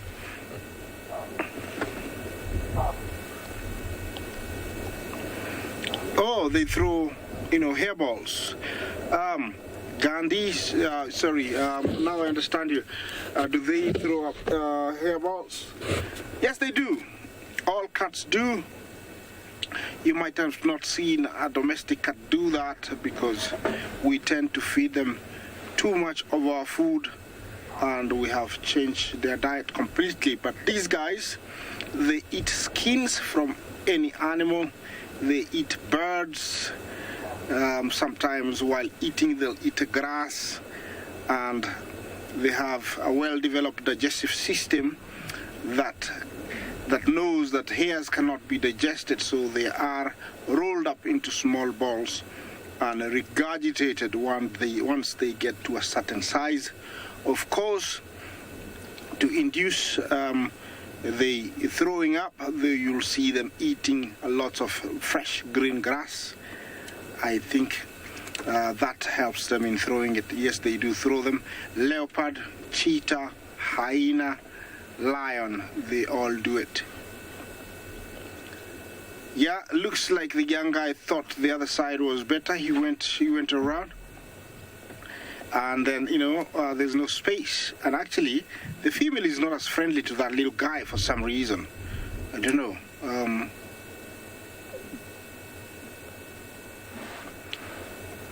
Okay, looks like they're finishing their breakfast because it's still breakfast time here. So I'm gonna leave them and head towards another direction, see if I can find something else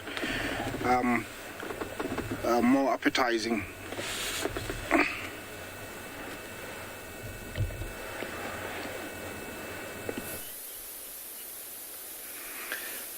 Myself and Craig have stumbled upon quite an interesting scene here, everyone. Have a look at all these giraffes that are all...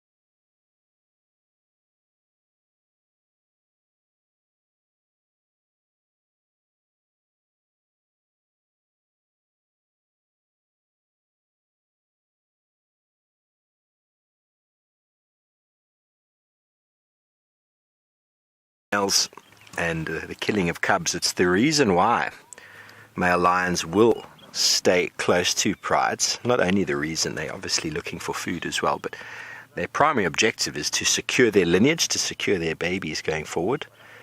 And it's not uncommon for male lions to be killed in the conflict over their pride, especially if there are cubs involved. Male lions will put their life on the line, because if they do get dominated and pushed away, they will become nomads. So essentially they are fighting for their livelihood and fighting for their lineage, fighting for their pride. It is all very romantic. And it is how lions have evolved. And that's why male lions don't live as long as females, because of the injuries that can be incurred during battle. They can either be killed outright in a fight, or the injuries that they receive can lead to them losing enormous amounts of condition, and either being killed by hyenas or losing condition to the point where they become emaciated and die. I know it's all very sad, but it is nature, it is how it works, and the strongest will always move forward. The strongest cubs will be protected by the strongest males, and those cubs will reach adulthood, and it's how the cycle continues. But right now, all we're seeing is a very relaxed bunch of lions. These cubs, whether they know it or not, are protected. Whether they know it or not, there are many dangers looming for them. They stay within the confines of the pride, with males following. Everything should be good. Normally, if new male lions move into an area, it's something that becomes very well known.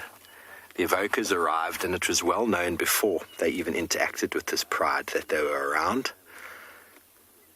But what happens under the cover of darkness, though, can often be quite dramatic, because as you can see, when the light is shining, the sun is warm,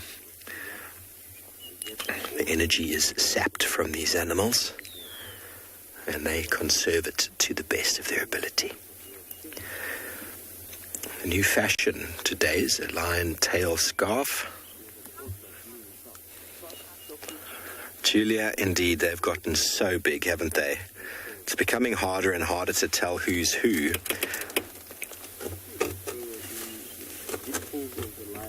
But it's also a lot to be done with the food that they're eating. They are eating lots. The parents are providing lots of food. They themselves have to eat.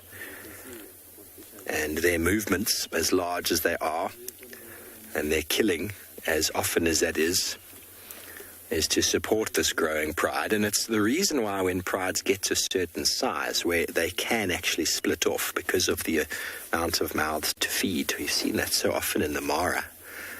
Regards to those breakaway prides, when if food becomes scarce, certain times of year, animals that are available are not enough to sustain the pride, especially when your big male is following. The pride needs to move off in search of food that sustains them, and often forming smaller groups allows that to happen, because when they fight over an impala, things can get very, very messy. Although when they're sleeping like this, they do look rather peaceful and very serene.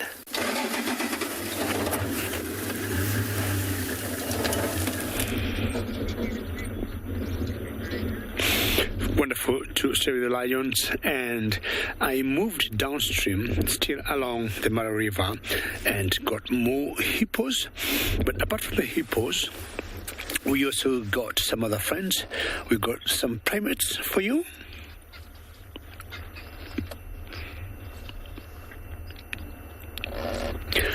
And these are the baboons.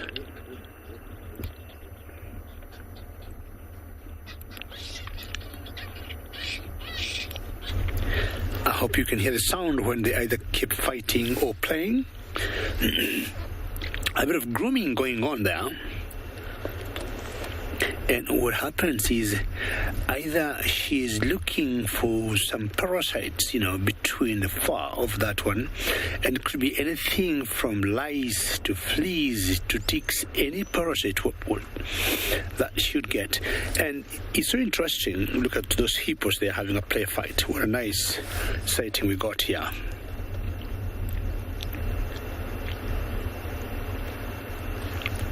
What would happen is all the parasites she's removing from the body of the other, they eat them, so they would get some lice straight to the mouth, fleas, ticks, mite, anything. We have always noticed the females will always groom the males. It's very close to the water. You might think by a small mistake they'll just slip over and get in the water. And such a big troop.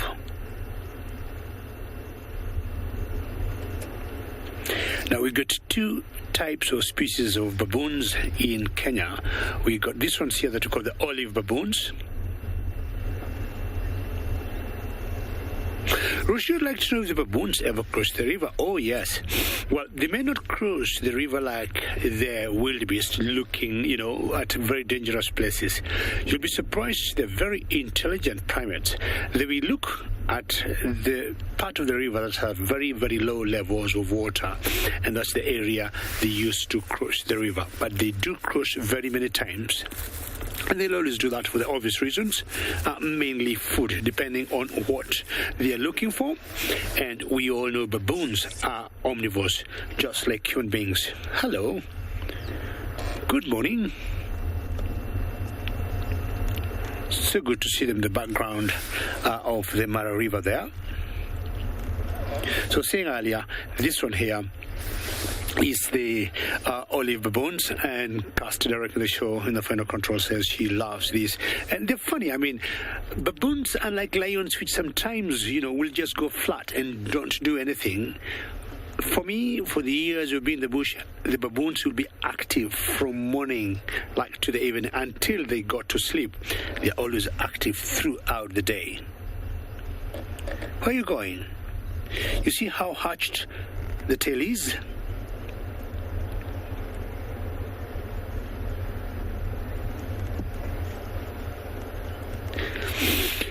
Duffy, ideally hippos and the baboons relate well. We rarely see any alterations or any issues between baboons and the hippos. Ideally not.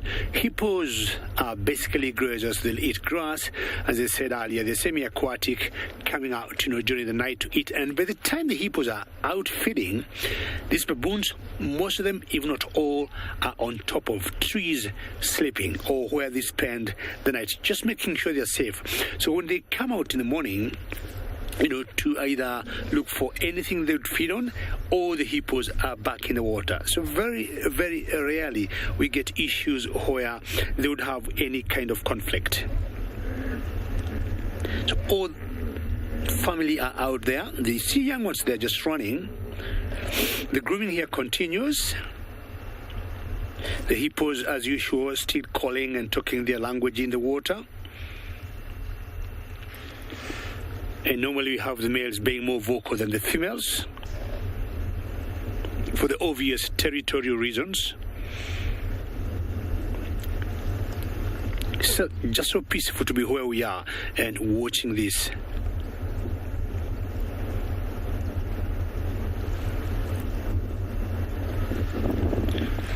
Baboons, you could get troops of anything from 50 to 100 plus. The small, well, it's not a small group because they counted about 40 of them where we are. So all fleas finished, and the hippos there, they're having such a wonderful moment behind that baboon. So licking what was left after she took all the parasites. Maybe lice, maybe fleas. You can see her there trying to pick anything that could have been left on her paw. Good scratch, well done, good job. Now, one big difference between this baboon and the other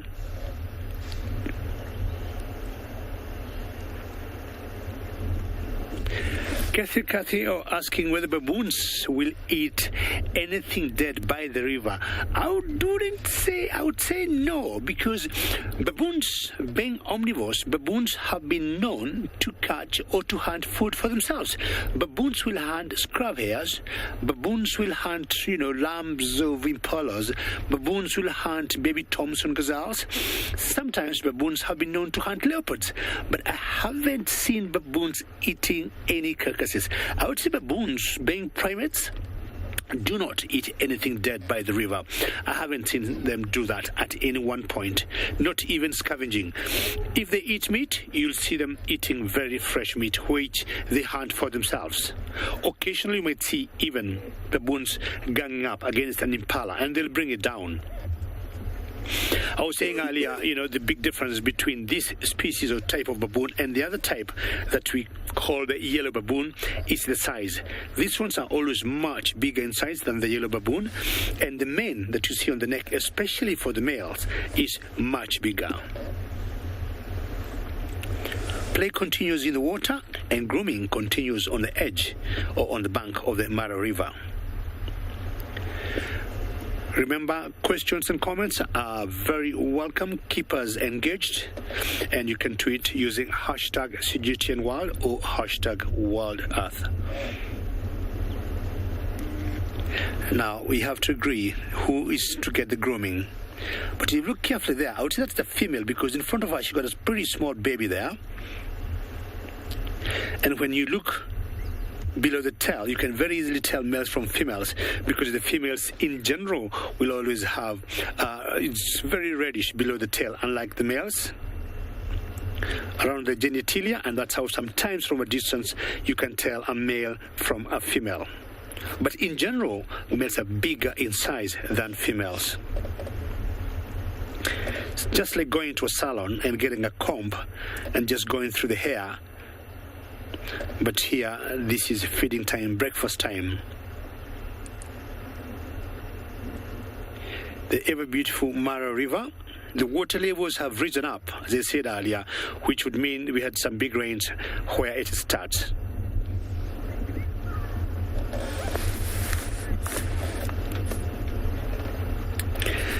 Dana, I'll tell you, baboons are very fast, but one of the defense mechanisms for the baboons is to very quickly going up a tree. Now, what they will look at, they will look who the predator is. If, for example, they find out the predator, for example, is a lion, they know they're guaranteed up a tree, they're home and dry. But we have seen many times baboons going for leopards and leopards going for baboons. Now, baboons know very well that climbing a tree, and leopards are even better. They do not take any chances. But what they do is to just run and run very fast. If they're big in numbers, we got more baboons, definitely they gonna, they would be predator. Hello. You look very comfortable where you are. And you can definitely tell that he's a male, no doubt about it. You can see the genitalia. And sometimes they'll have, their male reproductive organ way outside for quite some time, just to impress the females for mating rights. Getting some seeds there to feed on. Sometimes they'll get grass. Being omnivores, they're both, they'll be herbivores at the same time, carnivores, depending on what they get. But for me, they're more, I would say, vegetarians than carnivores. Grass, seeds, tubers, you see them digging in the ground. Why are you looking at us why are you looking at me like that? There's a big male just coming in on your screen from your left. Just look carefully. Look at him. And you can see just his presence made this, I would say, a young male behave. He's a sub-adult male. Look at the big guy there, walking. He could be the guy in charge here. Also stops and feeds. They have very big canine teeth, the baboons. You don't want to take chances with these primates here. See the huge mane he got on his neck. This is truly wow. He is a big boy. I haven't seen other bigger males than him as yet, and my guess is he would be the dominant male here. Very territorial, and the males, when they charge, they are really in charge, and they do not allow the sub-adult boys or males to either even mate. Look at him. There's a female there. See the difference I was talking about earlier? Oh, okay. Finding out if she could be in estrus. I could be wrong. What do you think? What did you sniff? Okay, I'm the boss here. What do you do? Do what you're supposed to do. You see what I was saying earlier? It's the females in general that will always groom the males, and this is exactly what is happening now. Carefully please the males, be in good books with males, and especially if he is the dominant guy here. I don't know what they get, but as I said earlier, my guess is lice, fleas, mites, and ticks. Not sure what other small organisms or parasites they would get on the skins of these primates. And I would imagine, she'll be very lucky to feed. And this is what I would call a classical example of a symbiotic relationship, because everybody here benefits. And not sure what, tick-borne diseases that they would get if they have lots of ticks on their body or on their bodies. Now, see the difference on the men between the male and the female. Apart from the obvious difference I was talking about looking at their genitalia, but you can see the male has a bigger mane than the female. She's not lucky as yet. She keeps turning the fur. You can see how long it is. Oh, there, she might have gotten something. So the plan is create some room and put your teeth in there and just pull it out. They got very sharp nails also that they would use like a scalpel. Anna Marie, very good to hear from you. And yes, this is something nice to watch in the morning. And I don't remember the last time we saw baboons on safari, especially here in the Masai Mara. Always a joy to hear your name, Anna Marie. How cool is this? You can see the wind blowing the manes a little bit. It's so peaceful just to watch how wildlife relate to each other. Very good job. Boss, are you happy? Or are you going to invite another female to come and continue and proceed? Let's see what he decides. Bit of a scratch there, another male comes in. It's like 2 males, 2 females here. All in the same troop.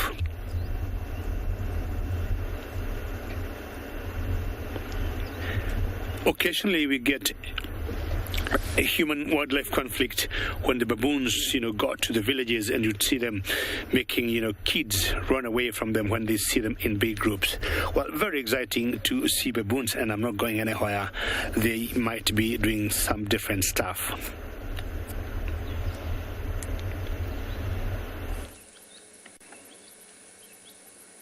They certainly will. Now, I've been taken for a wild goose chase of kudu, alarm calls, tracks, crazy stuff going on in this drainage, and I finally found my leopard orchid. You guys must have heard that joke 100 times, if not more. But there it is. I couldn't find the leopard. And it's in the drainage somewhere. That's the most frustrating part. It's this drainage that's between basically Gallagher Shortcut and Mvubu. It's quite a steep drainage. And it's somewhere. That's why I'm just waiting to hear another clue. But in the meantime, I found this wonderful leopard orchid. Now, it seems to have lost most of its flowers. They flower in winter. So as we approach the end of winter, as we are, you'll see that they look a little bit bare again. But there's a really nice flower. Obviously, it depends on where it's growing as well, and it's the stage of its growth. But there's a really nice flowering one on Rebecca's Road and at Chitwa at the moment. I haven't seen them recently. Maybe they've lost some flowers too. But this one looks fabulous. It's right up in the fork of a dead knobthorn at the moment. And thinking about the monkeys and things like that, vervet monkeys love the seeds and the roots of these leopard orchids. That's why you see them high up in the tree to suit their habits. Lots of monkey business today.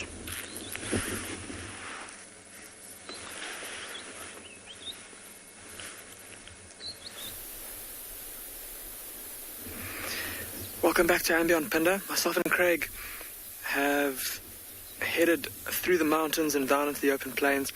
Another vehicle managed to find these 3 sub-adult male lions of the Bayala Pride. And it's in shot now, just 2 of them, perched up on a mound on that beautiful red earth, just taking in the golden rays of the morning light after a chilly night. And the third brother is just off to the right in the long grass, quite well concealed. Just his ears protruding out of the long grass. You can see him just in the bottom right-hand corner of the screen there. His ears flicking in the wind. Ooh, and a big yawn coming from him now as well. It seems like these three youngsters... Oh, there we go, he's getting up. And his tummy doesn't look too full, so it looks like these three youngsters have been left by the lionesses. The lionesses, no doubt, have gone off to try and catch something to eat, leaving the sub-adults to their own devices for a little while. And have a look at that male up on the mound there and how he's sitting looking so alert. We're currently sitting at one of the last remaining pools of water in this part of the reserve, and there is a very big herd of zebra just off to the right, out of shot. You can just see the tail end of them, and they look like they're interested in coming up to this pan of water to come and drink. The wind is blowing those straight from the lions to the zebra, and they can no doubt smell them.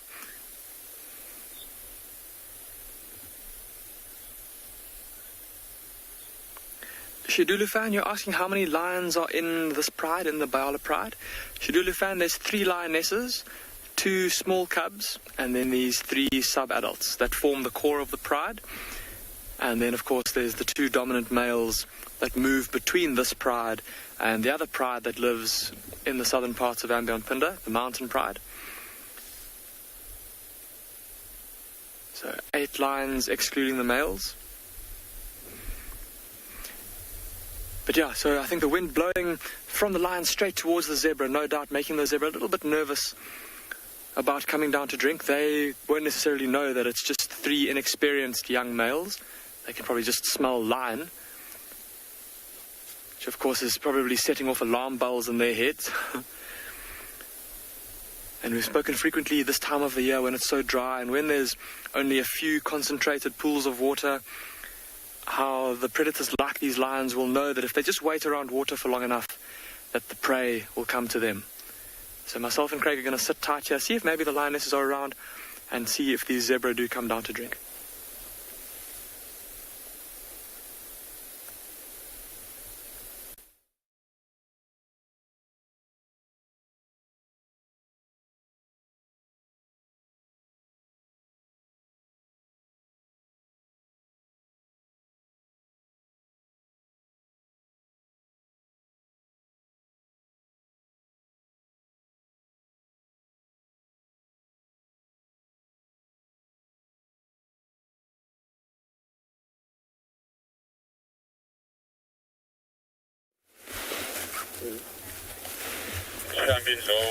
Sorry about that, everybody. Back with us live here in Djuma, still with the Nkuhuma Pride, who one by one have started to join each other in the shade. And we've been able to count now 8 lionesses, which is the first time I've counted 8 in this pride in some time, which means that the one adult that is actually a sub-adult, who's become an adult recently. Ooh, here is the old girl, Purple Eye, with her injured foot. Oh, girl. She's got an injured, or a blind eye, and now an injured foot. And she's decided she needs to move into a very small amount of shade. That was a huge change. But there she goes. Such a beautiful lioness. She's had such a good influence on this pride. And even with an injury like that, she's still able to keep up with them, and I've no doubt still play her part. But 8 lionesses. One of the lionesses moved off with the young male who was chased away from this pride more than a year ago. And because she was away from the pride for a period of time, following her brother, obviously her appearance at the pride was foreign to the males. And so every time, I haven't seen it though, but every time she's tried to rejoin the pride, she's apparently caught a bit of a hiding from the Avoca males. When we find her, I'll point her out to you. But none of the ones that are right close to us here. There's another 2 that are hidden away in the grass, but when they come out and we can find them, we'll show you. She's got lots of injuries and cuts and scratches on her body, and that's from obviously being mauled and manhandled by adult male lions. Because there's a different smell when you're away from the pride. It's a different sort of smell, and a male lion sees you as a foreign individual and quite often will be quite aggressive towards her.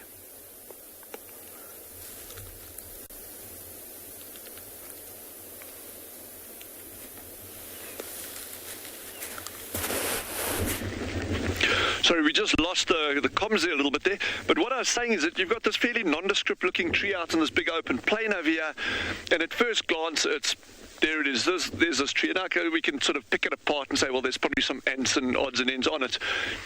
But what I love about this particular tree here, and I've just noticed that as we came driving past, it seemed like there was a bit of a denser clump of branches in the middle over there. And on close inspection, David will actually walk close there now, and you can actually have a look. There's the remains right inside here of a secretary bird's nest. It's an old nest that's been disused probably a number of seasons already.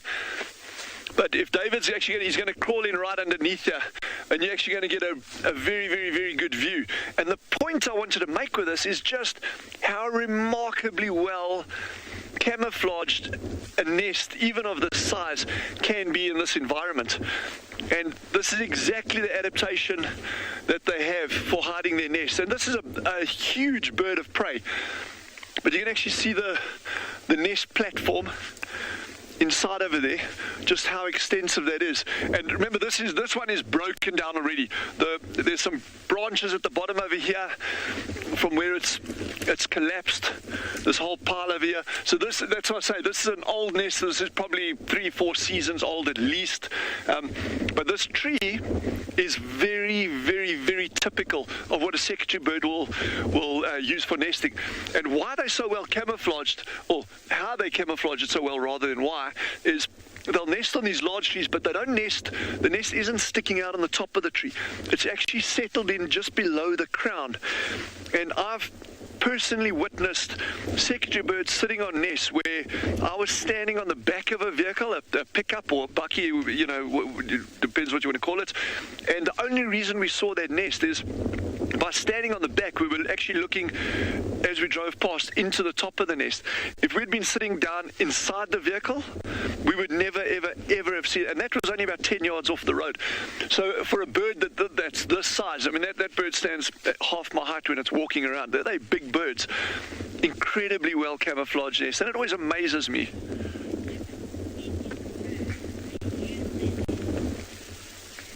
Bon Jovi has just asked, do various species of birds reuse their nests? So some do and some don't. If you take, I'm just going to throw out a common example here, things like weavers.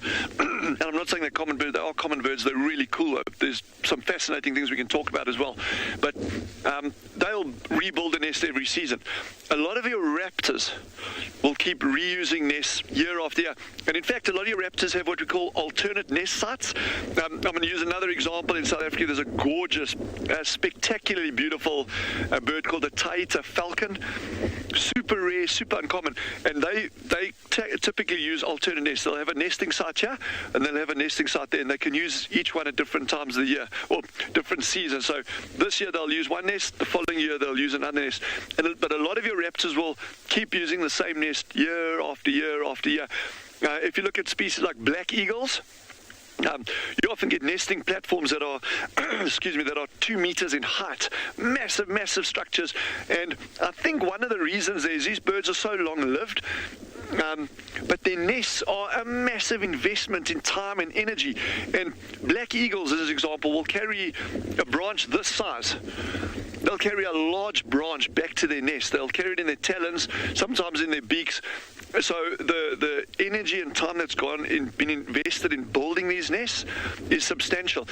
The other thing there is a lot of these large raptors that have got very specialized nesting sites, or need very specialized nesting sites, they want to, once they've got that site, they want to hang on to it with everything they've got. So rather than like having a nest and then abandoning it and maybe another pair comes in and takes over that ideal nesting site, why do that?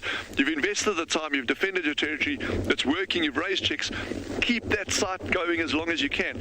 If you're a weaver that is reliant on grasses to build your nest, well, those grasses are going to dry and they're going to frazzle and the nest is going to break up. But you don't worry, because the next season you can get as much grass as you want and you can rebuild another one quick and easy. If you've got a specialized nesting technique, like often your large raptors do, or requirements site-wise, you want to hang on to that nest as long as you can.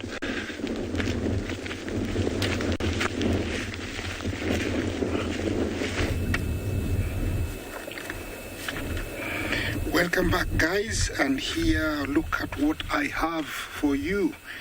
I haven't seen one in a very long time. The rare Tswalu cat. Look at those huge ears. This is a cat not very many people have seen. Sometimes forget that it exists.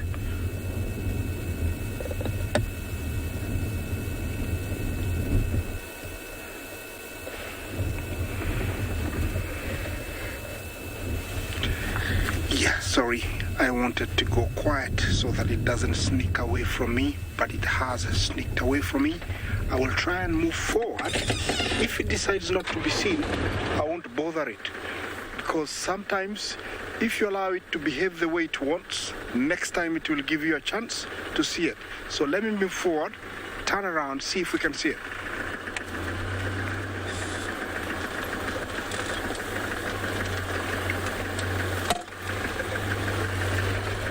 It's one in a million sighting.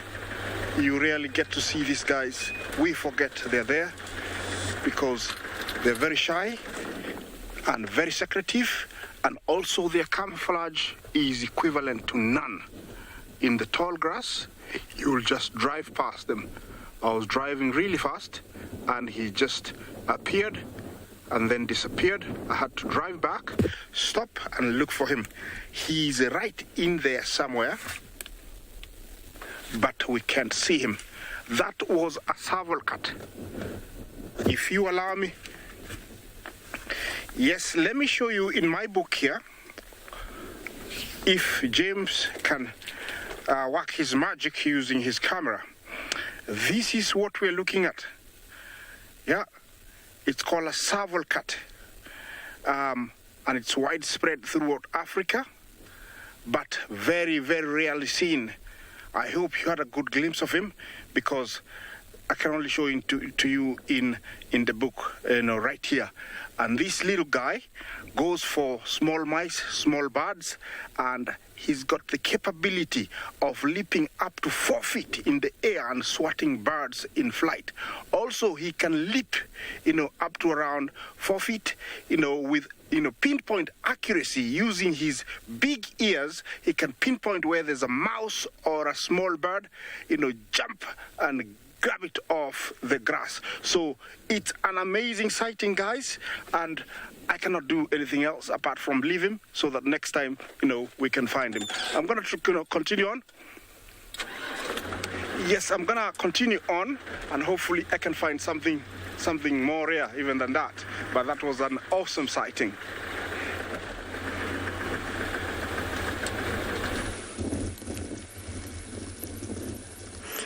There is something here. There we go.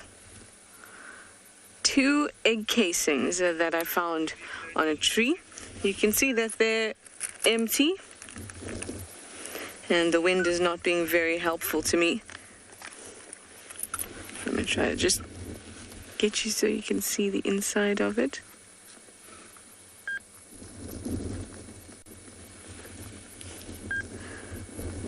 Oh, nope, not obliging. But they're very, very firm. I'm actually not sure who this may belong to. But it is not an egg. as in a hard-shelled egg. Nope, the wind is not liking this segment at all. It's not a hard-shelled egg. It definitely belongs to an insect that was able to deposit it onto the top branch of a tree and for it to stick. You can see on this side, at one point it was very moist and wet so that it could actually attach properly to the tree.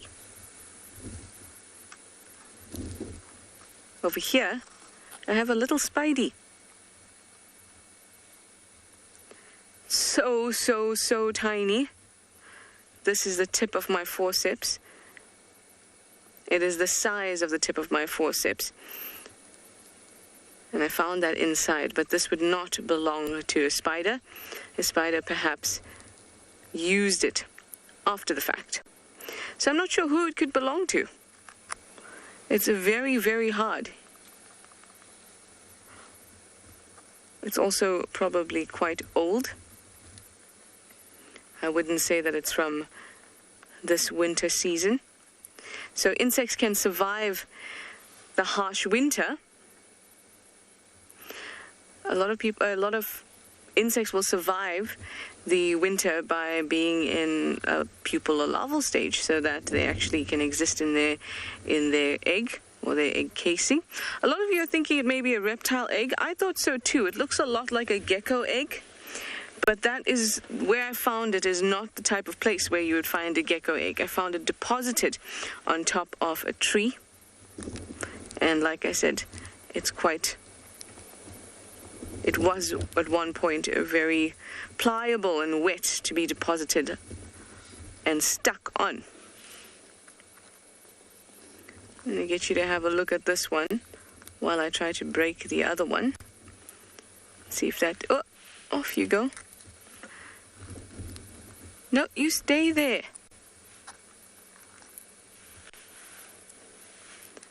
Doesn't want to stay for you guys. There, you're going to have to be out in the open. Well, while we're thinking about who it could belong to, how about we do a little quiz? What is the proper name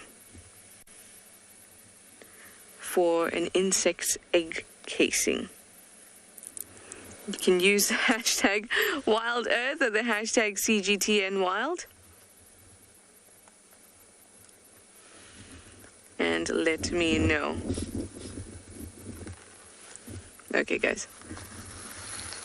Not working out. I'm going to shelter it from the wind like that. So let me know, what is the proper name for an egg casing like this one? This definitely belongs to an insect, or belonged to an insect. What is its proper name? Hashtag CGTNWild, hashtag WildEarth.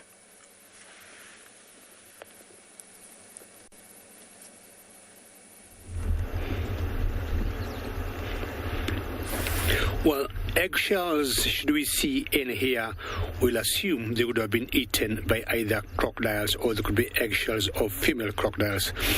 And we're still in the same place we were, but we got a new visitor who came in to join the hippos. If you look carefully there, there's a little white bird there, and that bird is called a cattle egret. I'm not sure exactly why she is there, because they tend in general to move along with the herbivores, because when the herbivores, like either elephants or the wildebeest or buffaloes, name them zebras, when they move in the grass, when they weave with the legs, they keep disturbing the grass, and you get so many insects jumping up, and that's what they feed on. These three zebras have been going along the river, left, right, right, left, and thinking of wanting either to come and have a drink or even come across the river. You never know what they want to do. But they look, and they have to make a very difficult decision. If we have to cross, do we? Because they know the dangers or what could be lacking in that water. They know crocs are always there, and they could easily catch them for a late breakfast. What are you thinking? It was a big herd of about 15 of them. I don't know where the others could have gone, but these three, I think, are so determined either to come make the cross the water.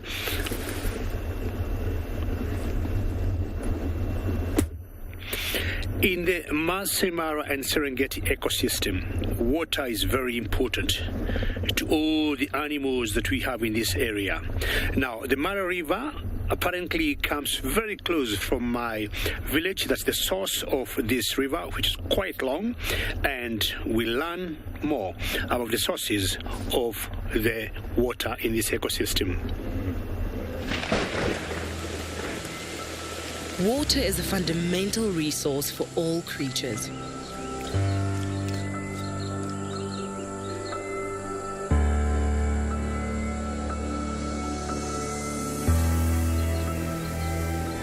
In the wild, water sources are the sites for an array of activities.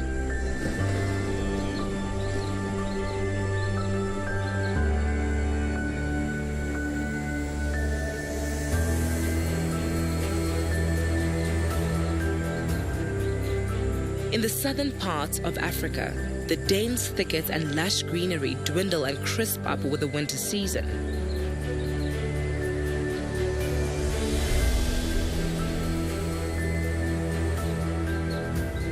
Making watering holes a gathering spot for grazers and a potential hunting spot for predators.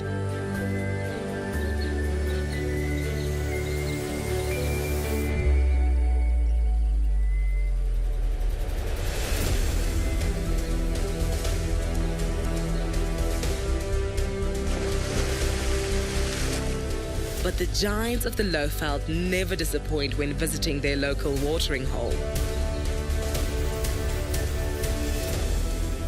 Elephant trunks are generally amusing appendages, but are particularly entertaining when used to quench their thirst or cool themselves down.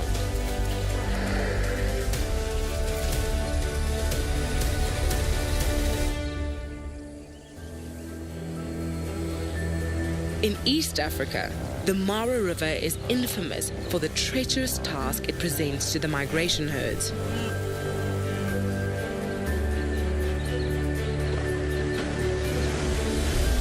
However, it is also home to a variety of winged, scaled, and wadding animals.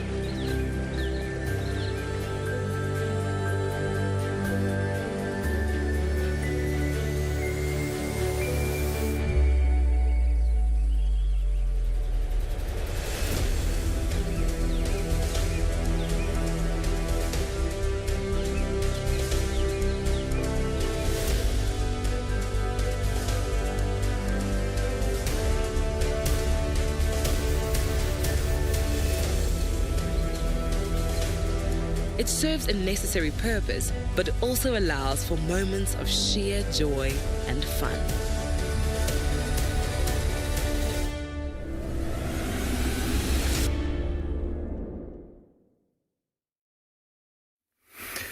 Incredibly important resource is water, and that's where myself and Craig found ourselves now, at this little pan that I mentioned earlier, the only water source for miles around in this area of our reserve. Those three subadult male lions moved off into a very dense thicket, and so we left them to their morning. And we've come to sit here at the pan. There's lots and lots of seed-eating birds that are coming down to drink. And there in the middle of your screen is, I think, the best view that certainly I've seen for a long time of a quailfinch. A bird that we managed to show you a couple of weeks ago, but I think this is a far superior view to that time. Lovely to see that beautiful kind of white and black and red face, the little red legs, red beak, and the barring across its chest. There it flies. But lots and lots and lots of little seed-eating birds in the area. We've heard common waxbills and yellow-fronted canaries, lots of quailfinches. Are a very pretty bird. There you go, some common waxbills. You probably heard the noise of them all flying out of that bush there. And that herd of zebra, oh, there we go, sitting up in the tree there. Let's have a look what we've got in the tree there. couple of red-billed quilias, looks like, as well as common waxbills, all coming down to drink. Wonderful. Well, it seems that the zebra that we were hoping to come down and drink have moved off as well. I think the smell of the lions was a bit too much for them, and so they're going to push on, probably to head to the next water a couple of k's away from here. And from here, I think myself and Craig are going to carry on with our search for that black rhino.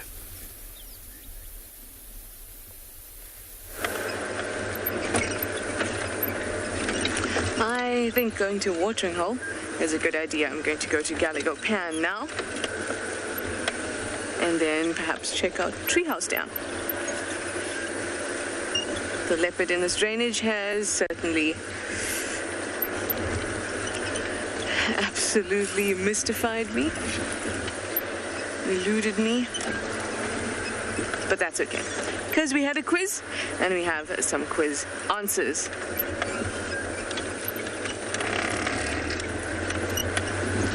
Kenny and Joy, you say it's called a pod. That is not a bad thought. A pod, but it is not called a pod.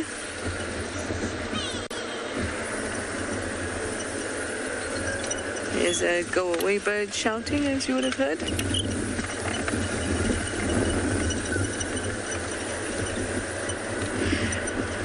Puma and Miss Mesia, you say chrysalis.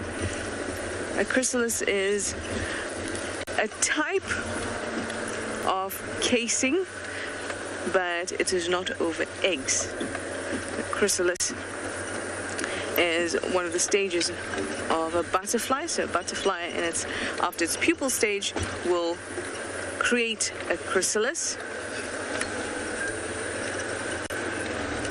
but it is not an egg casing. An egg casing. Woohoo! Woohoo! Linda and Butterfly, you've got it correct. You say it is an utica. I'm just sitting here at Gallagher Pan while I talk to you. It is an utica. And utica is Greek for, u means egg, and tika means cover, so egg cover. And I think even an ovary is called an utica. O-T-E-K-E, if I'm correct. So it comes from Greek, and it basically means an egg casing, and like the one that we saw that I have now disposed of, it had a little segmented, dried up bit in it. So I'm not sure which insect it could be, but insects have convergently. That means that they're not related, but they have used the same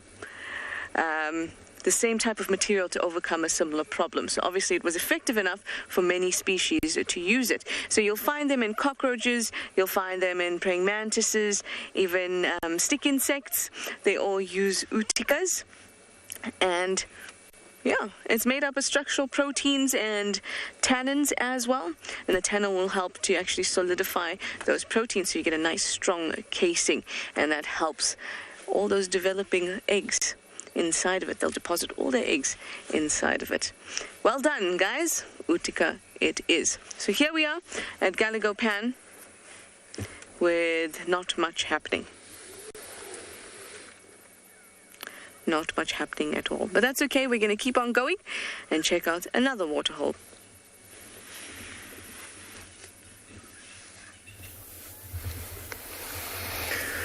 Welcome back. We are still on Zoom, everybody.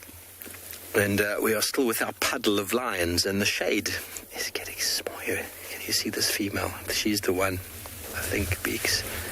Is she the one who's been... Yeah, she's the one who's got quite a few scratches and scars on her body.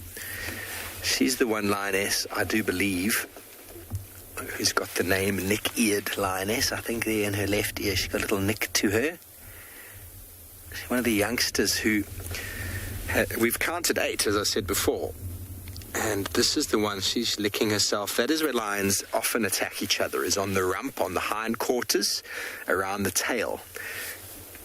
And she's got a couple injuries there, and lots of scratches down the back of her body, where you can imagine where she's been pulled down and bitten a few times, scratched a few times. It doesn't look serious, but she's definitely been disciplined. And you often find animals when they're injured, they have a wound, they will lick it. And the saliva has got all sorts of antibacterial and healing properties to it. Obviously, if a lion licked your wound, you would probably go septic and you'd be very, very ill. So don't go and think you need now a lion to lick your wound. First of all, it is probably the hardest thing in the world to allow to happen. But animals have natural antibodies in their saliva most of the time, even we do. It helps to heal. It's the first thing you do when you prick your finger, you put it in your mouth, don't you? Helps to heal. So, for ourselves, that is. So hopefully she gets up and we get to see a little bit more of her injuries. And a lot of you are commenting on Purple Eye's injury. Yes, I mean, it's very hard to say how she's coping with it. She still limps, she's not really putting a pressure on it, but she's still fine. She's still keeping up with the pride. She's managed to limp on for hours to catch up with them or keep up with them. And if she's still here, that's a very good sign. It's not a front paw. I think a front foot would be a little bit harder to manage for her than a back. But we saw the Avoca male dark mane recover from what seemed to be a very badly broken foot. And a Purple Eye is able to hop along without putting any pressure on that back foot. It's very hard, these animals, to walk without using the front foot. But the back foot seems to be a little bit easier. But in saying that, when she does start moving a bit more and she stretches it out, it seems to improve.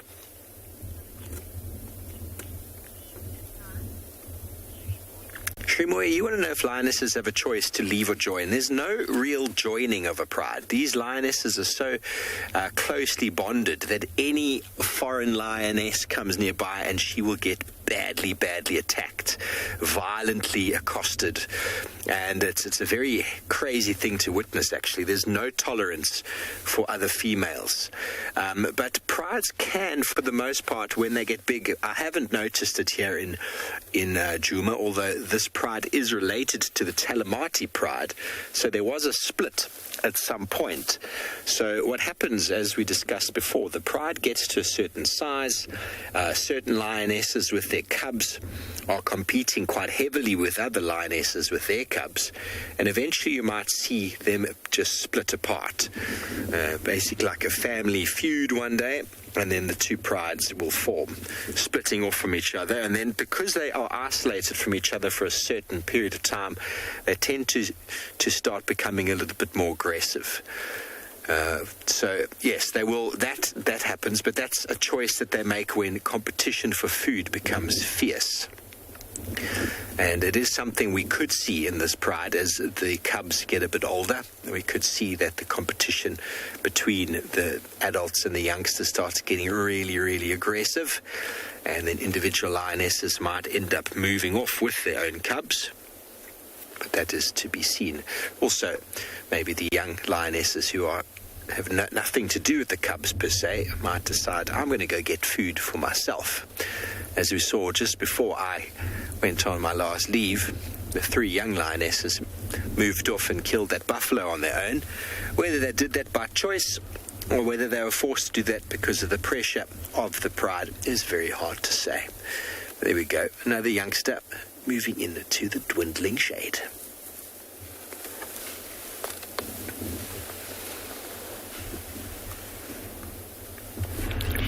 Well, the lions with Steve, if they were here, they would be staying in the other side or on the other side of the river, laying ambush to these zebras that are either not decided actually whether to cross or not, because as I said earlier, they know the dangers, they know what they would expect in the water. Now the herd has grown bigger than the initial 3. Now you've got about 7 of them. And the other vehicle has some guests also enjoying the view just like us. But this one of the 7 zebras we have here is quite courageous. But it got very close to the water and then she changed her mind. And I'm like, I'm not ready to die fast. We need to cross together. What are you thinking? Any time we see wildebeest and zebras together on a crossing, the times we have noticed the zebras taking the courage or taking the lead to cross before the wildebeest, and then the wildebeest will follow. Should they be two together, I mean, both species. But here we only got the zebras, and there's a young one there in the middle of the screen, and there's no way maybe she'll cross before the adults decide to do it. It's always a very tough decision because they know what they've gone through in years. Quite a number of times, a few of them will cross the river many times. So there's a friendly fight there. So you'll get a small little herd like this having a male, or what you call a stallion, with a mare and maybe two or three females, 2 or 3 wives, and a few youngsters in every herd. That is the socio grouping of the zebras. You look carefully. They tend to go to the shorter grass that's much green, definitely more nutritious than what other herbivores will graze, like the buffaloes or sometimes the wildebeest. But with the shortage of the short grass, you'll get the zebras also will eat the dry, non-nutritious grass, and the digestive system is always very efficient. Very unlikely to see zebras suffering from, say, drought. Situations when it's very dry here and there's not much to eat, zebras will always be able to cope and manage. And we always tell that, but you see that the one scratching itself there, we always tell that by looking on the shape of their mane. You see on top of the necks, they have that mane there that's being blown by the wind. Standing upright like that, it shows these zebras are in good condition. Should you see it like fall on either side, and that tells you there's something either wrong, either old age or sickness or suffering from drought. The zebras are in the same family with horses, and we call them equidae. So they're in the same family of horses. Definitely they're not horses, but they're in the same family with horses. These particular zebras here, Jason, we call them the Bachel's zebras. We've got a few other types of zebras. In Kenya, we got 2 species. We got these ones here, and further north of the equator, we have another species that we call the gravy zebra. Apparently, Jason, the gravy zebra is much closer to a horse than this one, and the one you see on your screen there, the Bachel's or the plain zebra, is much closer to a donkey. Now, for the south, like say in Kalahari, you'll see different zebras there, like the mountain zebras. So in Kenya, 2 species, but all of them, even the mountain zebras, are in the same family with the horses that we call the equidae. If you look at the one in the middle there, it looks a little brownish in color, and that tells you it's young. Vic, good question. How many migration can a zebra make in its lifetime? Rather tough question, Vic, to know. Rather tough question. I mean, it's difficult. I wouldn't think we have had researchers or people who have kept an eye on the migration all around the year, not even for the wildebeest. Vic, the only thing I'll tell you, we have an idea of how many kilometers they cover, but who knows, unless maybe you'd mark a particular one or have some kind of chip or collar on a zebra, then you'd have an idea how many migrations it makes in its lifetime. It could be one, it could be many. A rather difficult question, but a very nice question for me to ponder about. They seem to be moving further away from the river.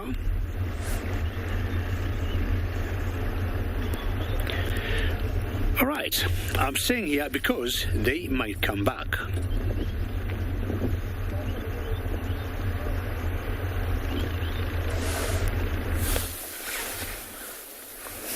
Welcome back to Ambient Pinder. Myself and Craig have just come across this giraffe. And if you look very closely between her back legs, or between her front and back legs, you might be able to make out the body of a very, small baby giraffe. For the time being, standing behind its mother. We can't see it just yet, but it is absolutely tiny. I don't think I've ever seen such a small giraffe. It looks like it's only at most a couple of weeks old. It's really, really small. And look at how vigilant its mother is being. With a little calf that size, so small, so young, it will be very vulnerable to all kinds of predators. So mom is going to have to be super vigilant. Keep them away from dense thickets where she's not able to see. I'm really hoping that this little giraffe steps out into the open so we can see it. It is super, super cute.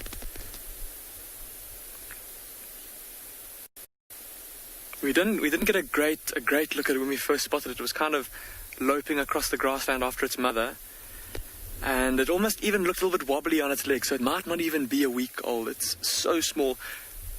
But like I say, the more we get to see it, the more we'll be able to kind of gauge how old it is. It'll be interesting to see if we can still see its umbilical cord hanging from its belly. But it's all dependent on either it or its mother taking a few steps, keeping us all in suspense. Oh, it's moving. But not sufficiently.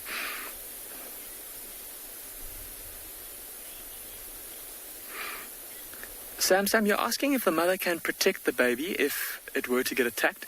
Sam, absolutely. So, I don't know if you've ever seen a giraffe's hoof, but it's massive. It's about, well, so it's very big, close to the size of a large shoe, I suppose, a large person's shoe.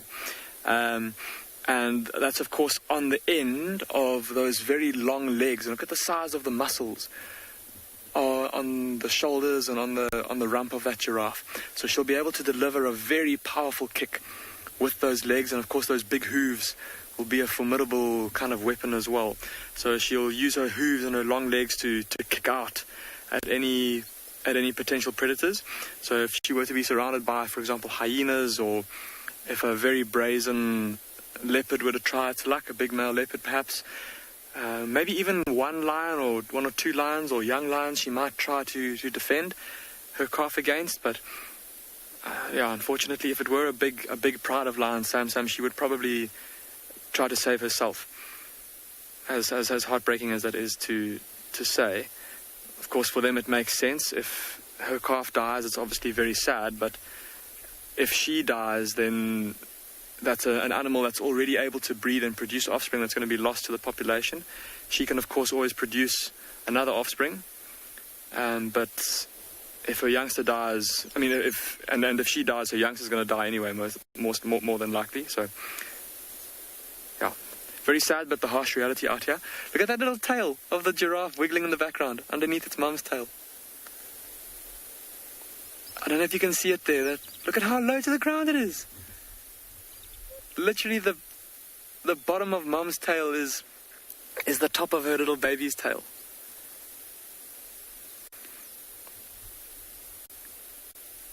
Oh, here it comes. Oh, please come a little bit forward. There we go. Patience pays off. Look at that. That's so cute.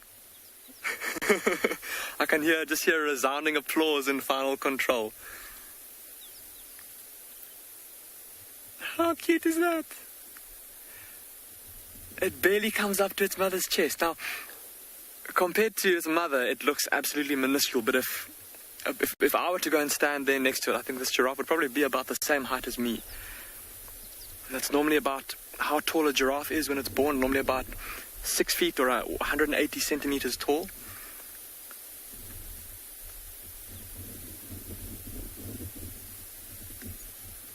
Look at how short the little hairs are on its tail. Look at how cute that is. It's still looking a little bit wobbly on its legs, so yeah, I think very new to the world. Oh, it's lying down. It just flopped down there behind that guarri bush.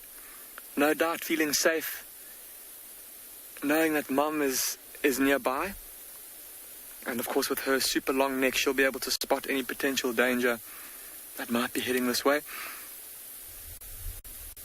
She's bending down. Let's see what she does here. She might go to maybe smell the top of the calf's head.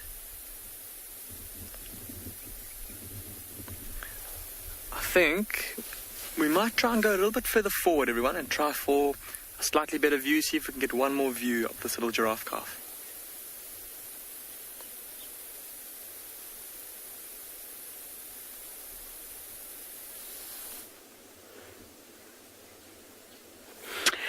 So we've got a different kind of animal that I haven't seen for a long time.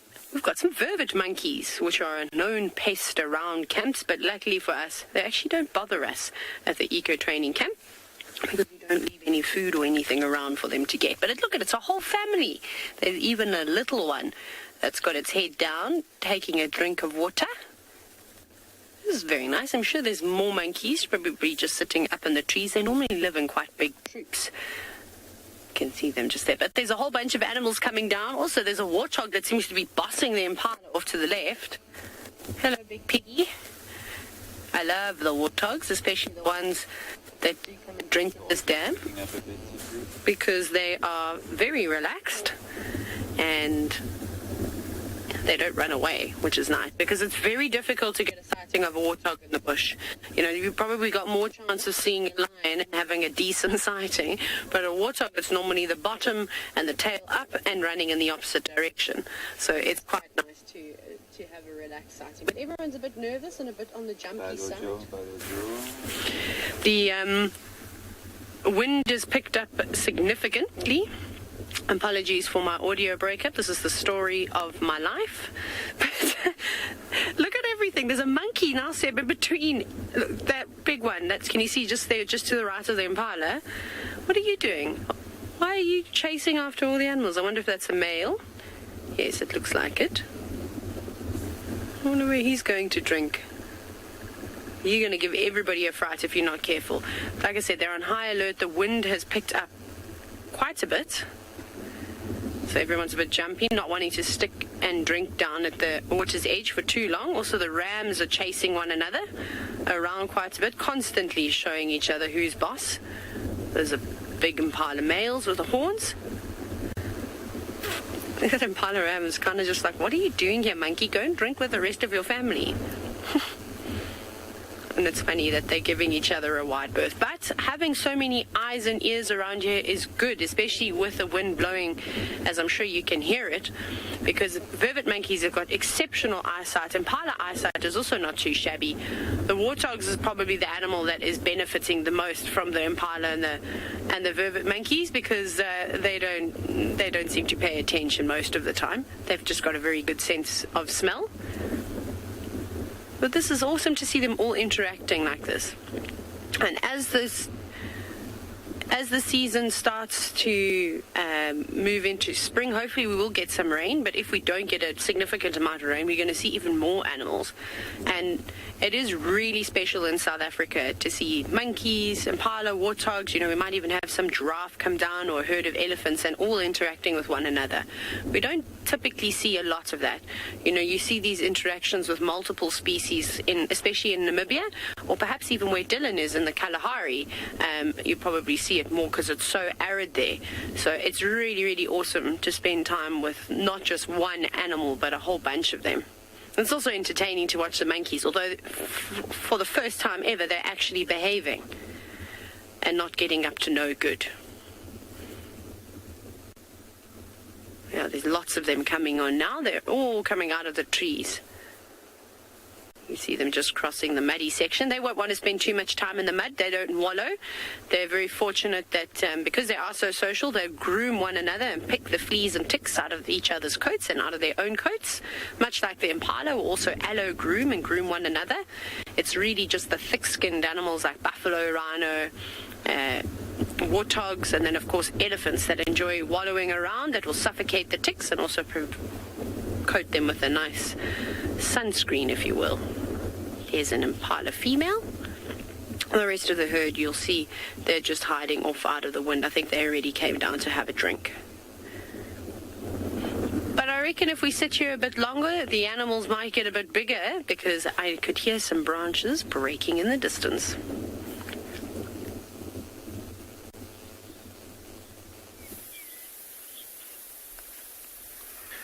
this little giraffe calf stood up and kind of wobbled over to that little dead tree there, and might just be able to see his little face sticking out from the right-hand side of that dead tree. See Mom also standing there, very still. Amazing how such a big animal can blend in relatively well with its surroundings when it just stands still like that. The little giraffe looking at us. Just too adorable.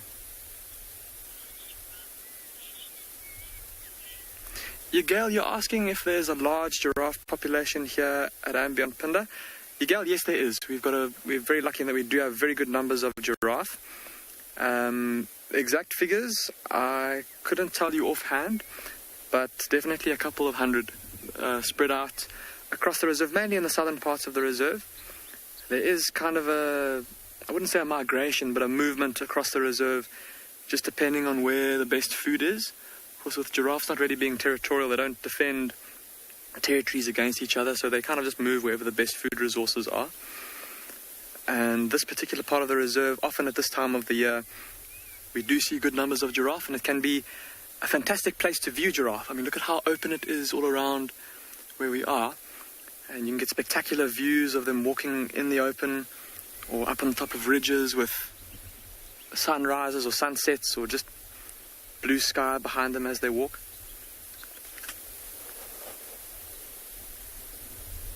And yeah, I think this is probably, if not the newest, one of the newest additions to the population here.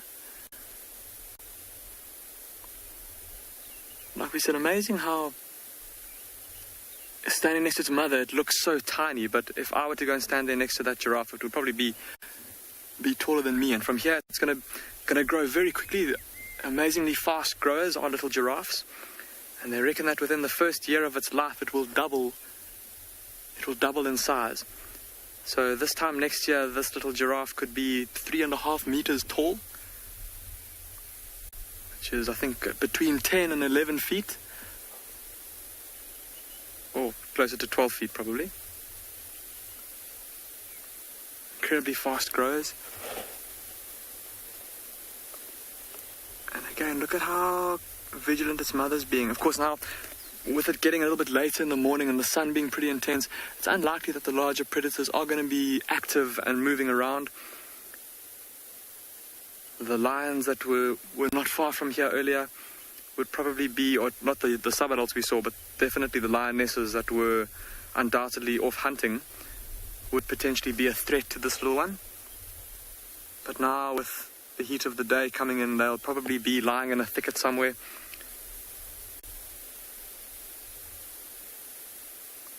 And like we said, maybe a reason why this mother has brought her youngster out into the open, away from any dense bush. Now, while we've been sitting here, we've managed to spot a black rhino very far off in the distance, and we're going to go and try and get a better view of it, and hopefully when you come back to us, we'll have, like I said, a better view of that black rhino.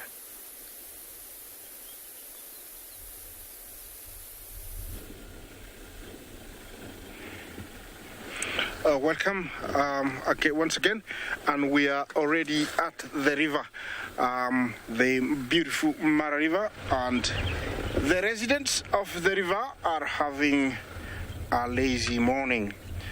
They are sleeping in. They're joined by the other colleagues, the crocodiles. You can see them, nice and fat, been eating well this migration time. And of course, we have an elephant who's a frequent visitor to this area. You can tell he's grazing on those nicely fresh shoots that have been in water. The water is down, so right now they must be like eating spaghetti. This is the Mara River, remember, and this is a crossing. I have been visiting. I have shared a few crossings with you guys here. But today, the migrating herds are nowhere. But who says anything might happen? I will be moving from one crossing to another in the next 3.5 hours. So hopefully we can catch, a crossing.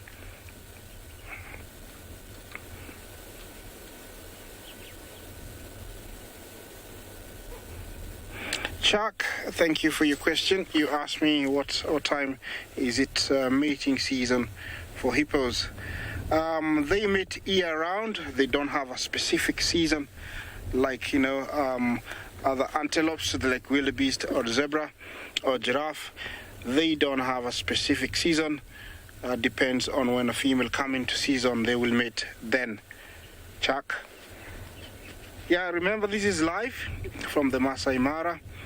Talk to us on CGTN Wild, hashtag Wild Earth. This is live from the Masai Mara. Those are the Nile crocodiles. Normally they are not this big, like I say, in their bellies. So they've been gorging themselves.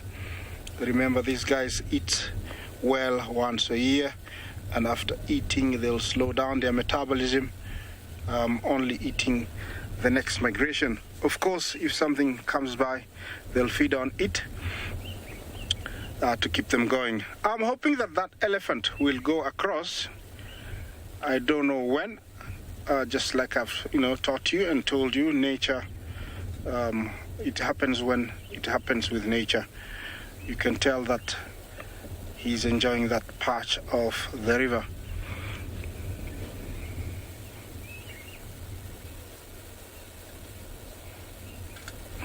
Cooking fat, is that your real name actually?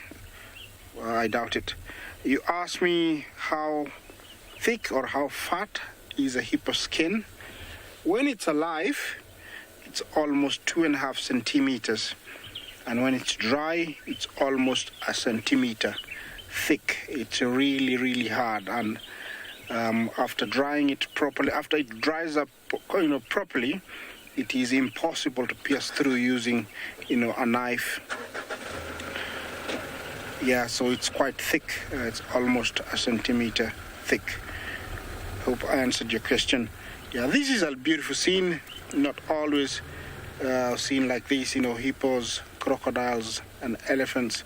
And that bird, I've been ignoring him, but he's a yellow billstalk. He's also a resident of the banks. He normally feeds on fish and frogs. Yeah, is he gonna go across the elephant? Is he gonna give us a show? I don't know. Looks like a young bull because it is rare to come across, females by themselves. Like this, it will be very rare. See, yes, I think it's a bull. I've looked on its forehead. It's much more rounded. Yeah, it is a bull. So definitely, he's over 15 years. That's an age where they seek freedom. They're always by themselves. He's doing a dump. Yeah, they're very good at that. Their digestive system is very poor, so it takes about 4 days for food to go through the gut. And in a day, they can go to the bathroom, several times. He's also having a wee. Yeah, that is allowed because it's very close to water. I can always drink, more. Yeah, the hippos. Yeah, the hippos are enjoying the beach. Like I said, it is that time of the year where they just, for some reason, want to be out of water. This is my area for the next maybe hour, so don't go anywhere.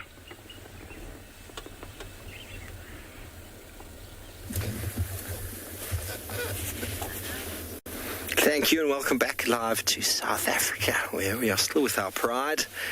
The Nkuhumas and the cubs are losing shade quite quickly, and many of the adults have already moved off into the shade, so we'll see if these move shortly. Don't forget, everybody, we are live and interactive, and any questions and comments you have, please throw them in on the hashtag CGTNWild, or alternatively on hashtag WildEarth. We'd love to connect with you, answer any questions that you might have. We're going to spend the remainder of the drive with these lions, and maybe they will do something for us other than sleep. in sitting the way they are, you notice where this one's looking at us, there's a very heavily trodden path. Oh, there we go. That one's doing the Sphinx pose. The cat stretch, those of you yogis out there. Okay, this is what's going to happen. One by one, they're going to file into the shade. And it's a very common practice for lions to lie up in the shade on these sort of well-trodden sort of game paths. And where the others are sitting there, you'll see they're looking at it going, oh, that one moved. The energy to get up and move over there into the shade, is it worth it? You can see that game path running off towards the top right of the screen. A very, very busy game path that will take animals all the way down to Chitwa.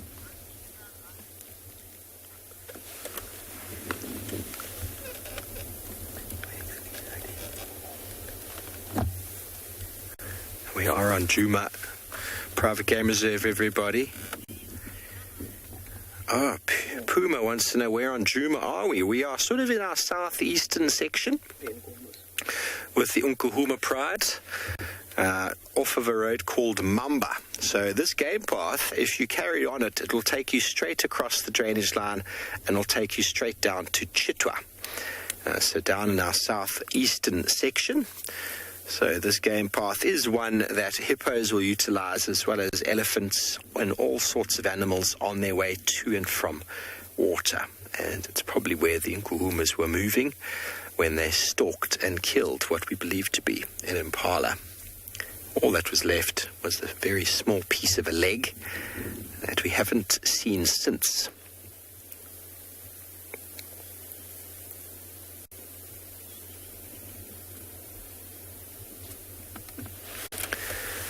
You can see that cub on the right is starting to feel the pressure of the heat.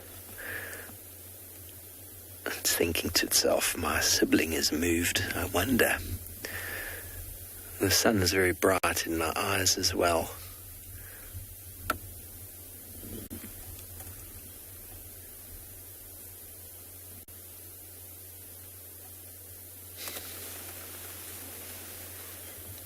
So the lions are all the way over in the western side of the Sabi Sands last night.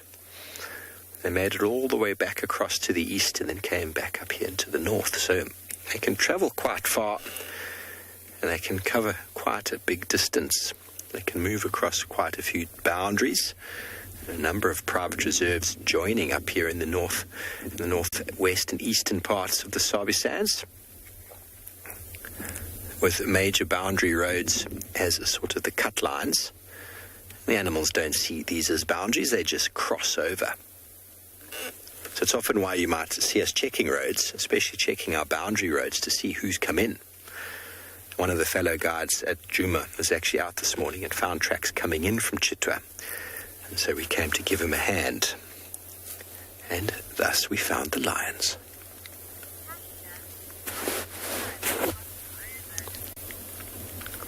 Tasha, yes, indeed. I believe the cubs are well past the mange. The fur on the body all over the place seems to be growing and is looking very, very shaggy. And in the places where the mange was prevalent, where they've scratched themselves and the fur is missing, even those patches are starting to regrow. So that cub that moved off before, there was only a small patch on it that we could tell. They'd had a bit of mange. The rest of them, sitting and looking at them today, I haven't noticed any dark patches. And the dark patch is really just where the itch has been so tremendous that they've scratched the fur off. But last time I saw them, if you looked at those bald patches, there was fur sort of growing in and around the edges. Seems as if they're over the worst. Mange, Psychoptic mange, everybody, those of you who don't know what it is. You often see it on animals that seem to have lost a lot of fur. It's a mite that burrows into the skin, and it actually breeds on the animal's body. It's a parasite, and it causes the animals extreme amounts of itching, and so much so that they actually scratch themselves bald. And that's what makes it look so bad. It's not a life-threatening ailment. And because lions are so tactile, so touchy-feely, and they lick each other and rub each other all the time, that mite is transferred very quickly through lions, very, very quickly. like I said, they seem to be over the worst. You might hear the sound of a vehicle. Everybody else is also keen to come and see our lions today. And we're going to spend as much time with them as we can.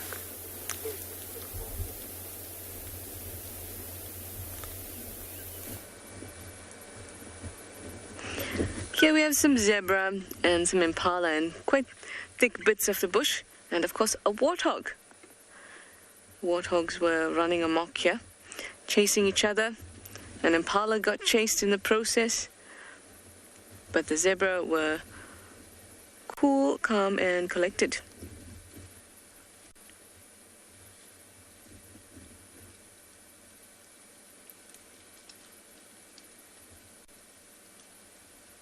Everyone's just enjoying their breakfast, and this warthog comes running. Well, I mean, warthog's version of running. They were chasing each other, and then one wasn't even running very fast.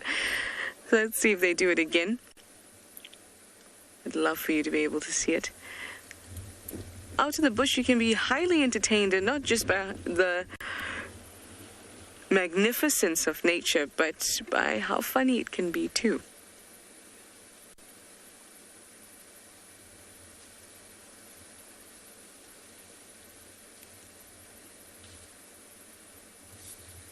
You can hear the wind, the rustling of the leaves. So you'll find that herd animals are sticking it together. I'm surprised I don't see any wildebeest in this group either. A herbivore conglomerate.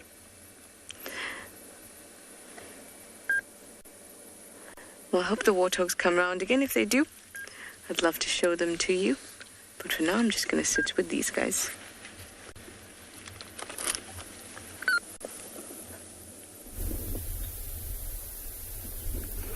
Welcome back, everyone.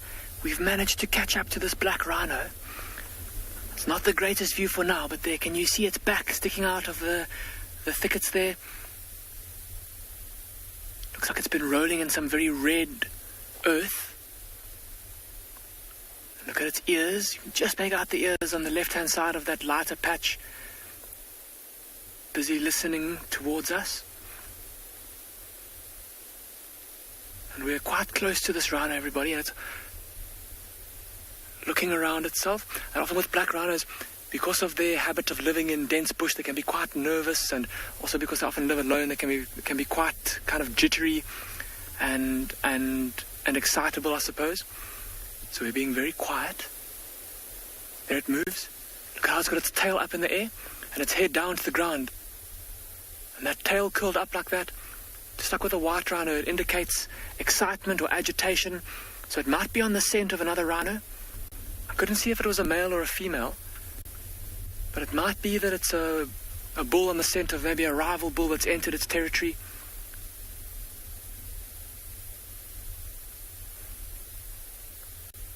Have a look around it. You might be able to see, well, I mean, look at the color of the sticks all around this rhino, how dark they are.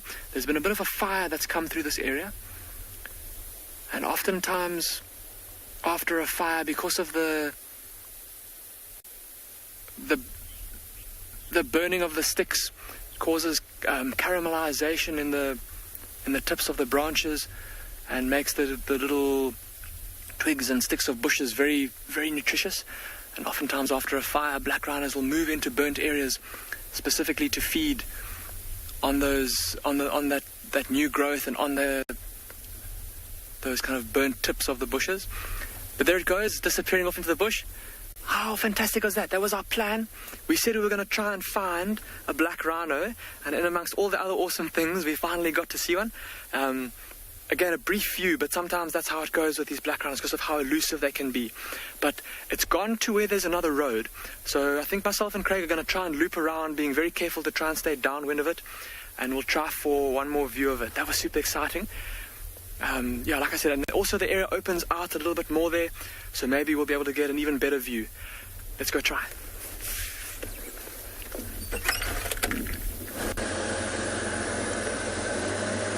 I'm trying to do the same with my zebra and impala and warthog.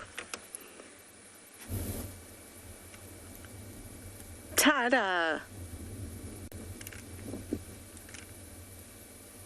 The zebra in the back. Oh, all three of them. Very nice. For a moment they were completely gone. They seemed like they vanished into the denseness of the bush. And sometimes we just get lucky.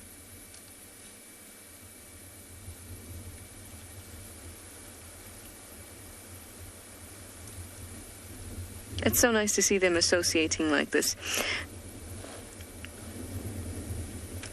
Herbivores, but they're after just slightly different things.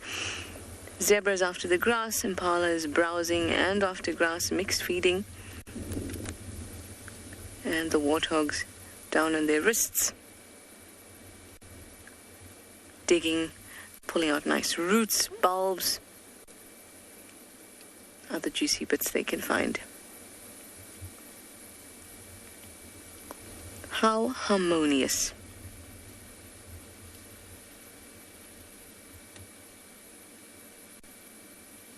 Oh, this warthog wants the attention. Keeps walking into frame. I love it.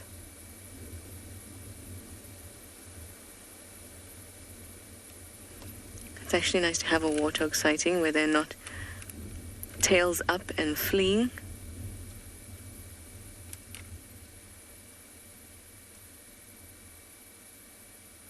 But you can see they're really, really in the thick stuff. It's a great stick sighting, as well as a herbivore sighting. And I'm going to, I think, go to about Philibon's Dip, which is just a little bit north of me, and then perhaps up Rebecca's, and have a look out for Shudulu, because last night she was hanging around in that area, and the last couple times we've seen her, it's been in that area. So I'm going to go try my luck.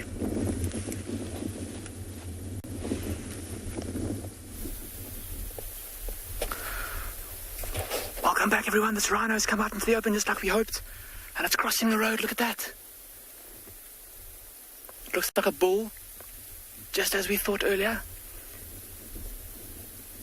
and still with his tail up in the air.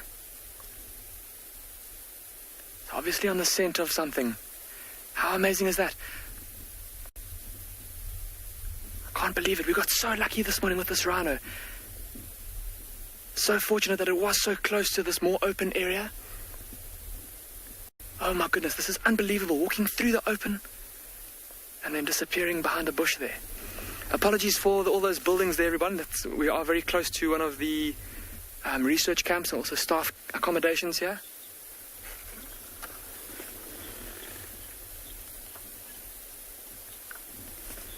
James, you're asking how large on average is a black rhino bull's territory. James, in this particular part of South Africa, it kind of varies between 50 hectares and 3,000 hectares.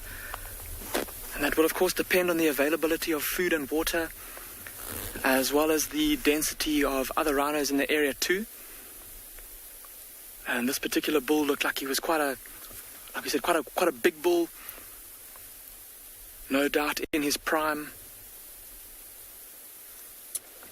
So fantastic. How amazing was that? That's what we set out to find, and we got rewarded with a fantastic view of that black rhino. Where it's gone off into those grey thickets there, it's going to be pretty hard to keep up with it. So I think we're going to probably leave it at that, and we're going to keep on making our way out through these mountains and plains to see what else we can find for you this morning.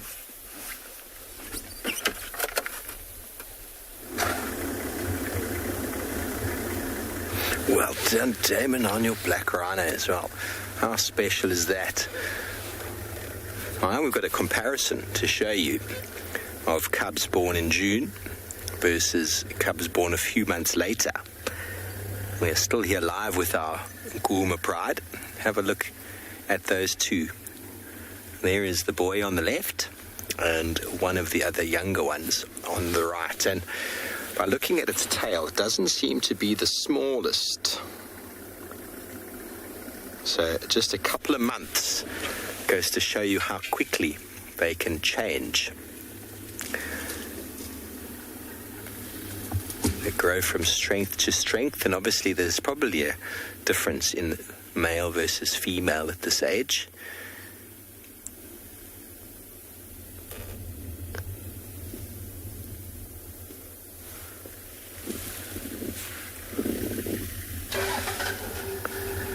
You might hear other vehicles, everybody, as before.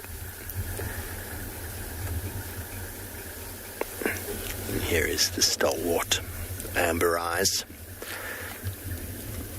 She's now decided the sun is getting a bit much. She's going to move to get a much shady spot. Fiona, you want to know if lion fur changes with seasons? And it does not. They don't, for the most part, we don't have a massive change in season here. It goes from being relatively cool in the winter months to being very hot, but it doesn't go below freezing. So there's no real need for a change in winter-summer coat. Although they do sort of shed their fur, it's nothing like any animal or dog that I've ever experienced. Okay, so they've decided there's the best spot over there. Let's go into the shade, and all the cubs are going to follow. They don't ever want to be left behind, you see. The cubs all seem to be a little bit more shaggy in their fur, but that sort of wears itself down as they grow into it.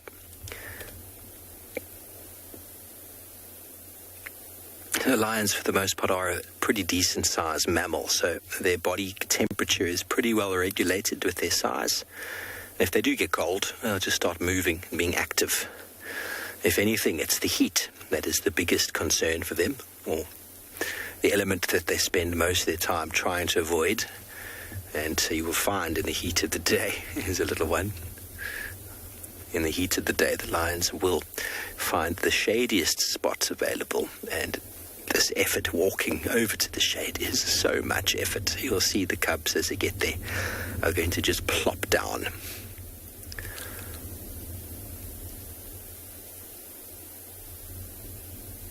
Shade is a very important element to the survival of many animals out in these areas. Shade is a refuge from the sun. And if we did not have the shade, animals would have to evolve very different strategies of coping with the heat, like what we see in our desert-dwelling animals, most of which are mainly active at night when temperatures are much cooler, and they avoid the sunshine entirely. Oh, no, I don't want you to suckle. The milk machine moved, everybody, and the cubs want to have a drink. And can you imagine when you're hot and bothered, the cub wants to come with its sharp claws and teeth and to suckle? Must be very uncomfortable. Okay, well, we're going to leave you with this last scene of this cub marching along the game path to find itself a bit of shade.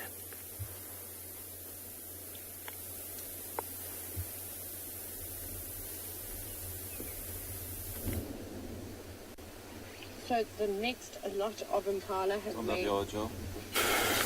The next lot, apologies everybody, the audio issues are still very persistent. The next lot of impala have finally made their way down towards Ndlovu Dam. They've all spread out now, but at one point there must have been close to 50 of them, all lined up along the water's edge. There you can see the rams pushing and shoving, and there's also quite a big bird called a grey heron. Wait.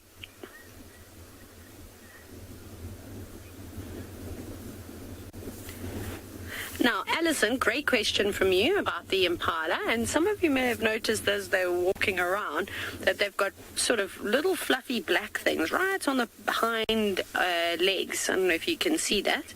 All of them have got that. It's not just unique to a male or a female. Both sexes have it. Those are called metatarsal glands, and they're very important to the impala. Scientists are still not 100% certain exactly what they've... I can't have a conversation like this. Sorry, everybody. This audio issue is rather frustrating, as you can imagine. So what I was going to tell you, Alison, is that essentially what the scientists and biologists believe is that it is a type of a scent gland. And essentially, if they are startled or chased by a predator and they all disperse, this releases a particular scent, and they're able to find one another afterwards. But I'm hoping, as obviously technology gets better and better, we'll be able to get more accurate answers as to what certain things are, what their function is on these animals, because I don't think we understand a lot of what goes on. There's still a lot to learn. But you get different types of glands from various animals. So like wildebeest, if you've seen any wildebeest recently, and I'm sure you have in the Mara, you would have noticed they've got those strange, it almost looks like a second pair of eyes just below their eyes. And then those are called preorbital glands. And then a wildebeest also has a gland in their hooves. So they'll use that for scent marking as well. But with the impala, they've just got the metatarsal glands right on their back legs. They're all looking in fantastic condition, though. And these are, if not the most successful antelope in Africa. They're very important to the ecosystem for many, many reasons. Of course, they form the diet of a lot of the predators, especially the leopards in the Sabi Sand, where you're with Steve and Trish. And then, of course, impala are able to just eat all the different types of vegetation. They're not restricted to just grass or just, leaves, just having to browse or graze. They can do either or, which is really, really helpful to them. Where are you going, boy? He doesn't look too impressed with life.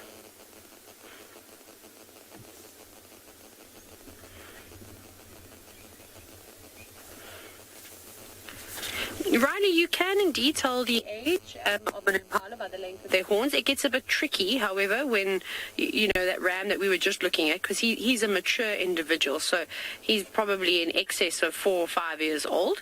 But typically after a couple of weeks, the impala's horns, if it is a male, they'll just start to protrude out of their heads. And normally by the first year or so, they've already got a slight curve to them. And then after that, then they start curving backwards, and then they'll grow.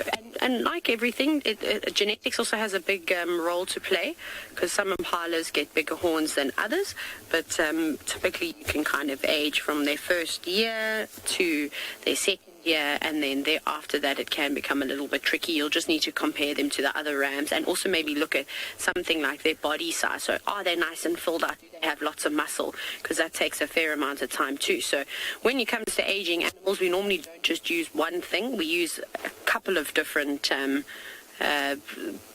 sort of ways to identify them. I think it's easier to age the predators, in my opinion. But it's actually all very, very cold. It's got so hot here. It's crazy how we've just had this cold spell, and now it's all gone and the skies have cleared up and the temperatures are soaring through the roof. So I think for the next couple of days we're in for some exceptionally warm weather, which is great, because that means that the game viewing is just going to get better.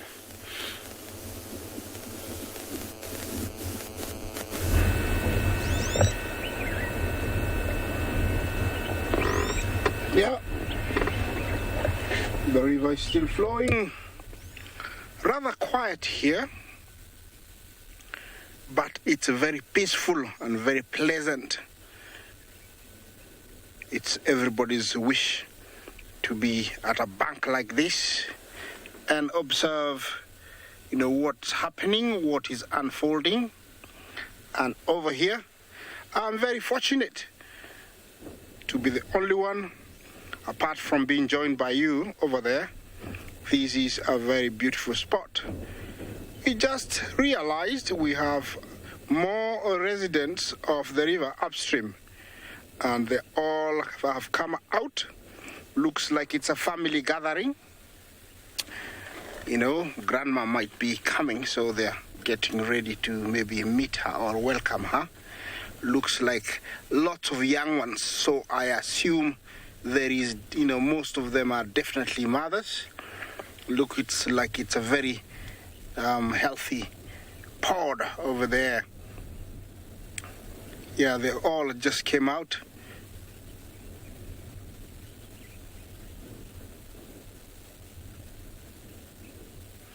Romit, you asked about the hippo population in the Mara. It is very, very healthy. Very, very healthy. I don't know the numbers. I might be wrong to lie to you. But if I estimate, I would say, I would give it a good maybe 3,000 along the stretch. There is a lot of hippos here. Every about 100 meters there is a pool. So we do have enough, and that is my guess. I might be wrong.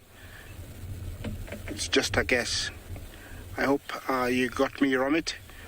A long time no see. I hope you're doing well.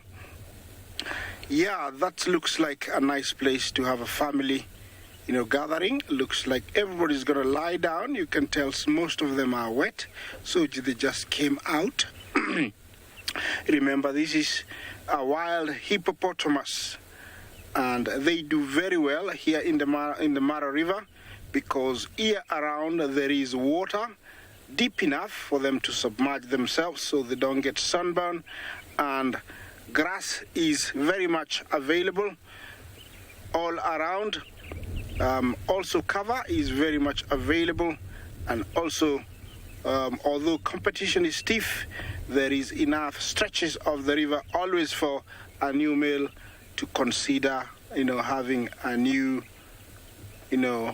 pod or an area to dominate. Also, we have crocodiles. I haven't seen many at this angle here of the river. So, we might be seeing one soon. It looks like they are starting to lie down. It has been the norm in the last, few weeks.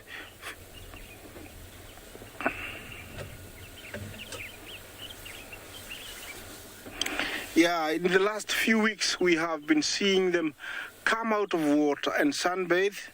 Maybe a scientist will have to come and tell us why, particularly this time of the year. We have been seeing lots of them in the water. In my days as a guide, I used to go for days looking for one out of water. But there's something happening this time of the year. And as I sit here, maybe it would be nice to remind you about what happens during the crossings and how they do it. And when I talk about how they do it, I mean the wildebeest, how they do the migration. Nature coldly decides who lives to see another day during the Great Mara Migration. We witnessed a parade of life and death as the wildebeest started to make their way down in an iconic crossing. The remnants of the previous herd littered the banks. The cleanup crew of the bushveld, the marabou storks, picked away at the grave site of wildebeest. As the wildebeest crossed, they soon realized their mistake. Stuck and unable to make it up to the embankment, panic set in. Quickly, they tried to force their way towards the right, but they were faced with the same conundrum. Finally, a breakthrough, as some of the wildebeest snaked their way up and over the hill to freedom. But not all are so fortunate. The survivors on the bank looked back down solemnly to see if others would follow. But many do not. Restricted by the small space, the herd starts toppling down on one another. More end up tumbling down, only to be trampled by the herd.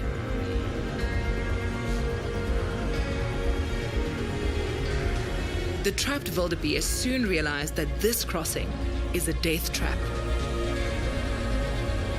With relief, we watched as some made a U-turn back to safety. But to their dismay, the crocodiles showed up to make a meal out of misery. Desperate to escape, they started to dive into the water. Soon, more followed in this daring act. Jump after jump, it surely was a feat to see. Finally, another section of the herd breaks through. Exhausted, they flee to safety over the embankment on the right. The Great Mara Migration is one of the Earth's most spectacular wildlife events. This sighting showcased the paradox of it all. With the herds continuing to cross, it's only a matter of time before life and death dance again.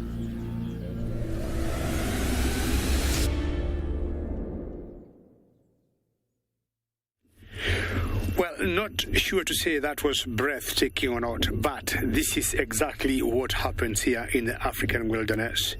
It is the cycle of life, and not all wildebeests will cross the river that will make it.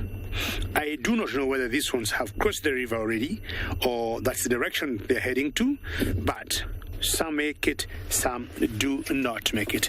Now, all we want to do is to show you some vultures, because after all that pandemonium that you saw there, so many of those wildebeests died. And not because of a few because the crocodiles, but more because the stamping on each other, and they couldn't make the gradient to the other side. And what happens after that? The vultures will always come in. I'm going to give you some vultures that are here, not anywhere close to where that crossing was, but the wildebeest will be brought down by other predators elsewhere, and this most likely were lions here, and definitely not the crocodiles.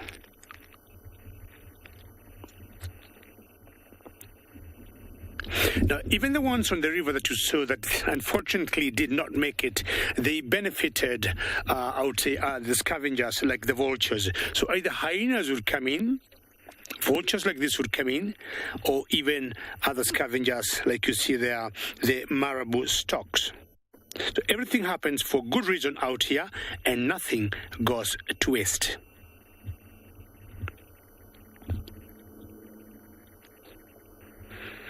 Vultures, when they eat, they don't have very good table manners, if I may say so. And you see the marabou stock, that big bird there, has been outnumbered, and she may have to wait for a long time before she gets on the table.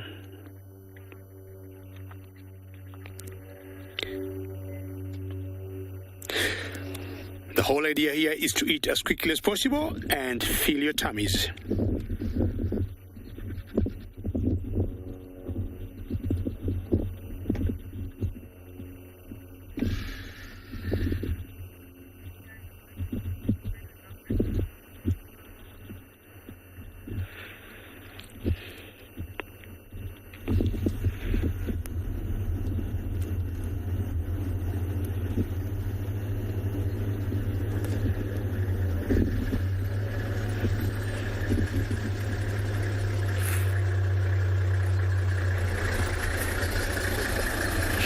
Well, we got so many different types of vultures in East Africa, and if you look carefully there, the two main species there, the ones that have like the black and the brownish white spots, we call them the Ruppel's griffon vultures, and the other ones are the African-backed vultures. Always going in big flocks, big numbers. And when I look at all the dynamics of the animals that we got in the Masai Mara, the ones that I have the biggest respect for are the vultures. The vultures, as they've been considered as the cleaning crew or their garbage collectors, but the job they do, not any other animal would do. So without the vultures, I do not know how the Mara Savannah would be like.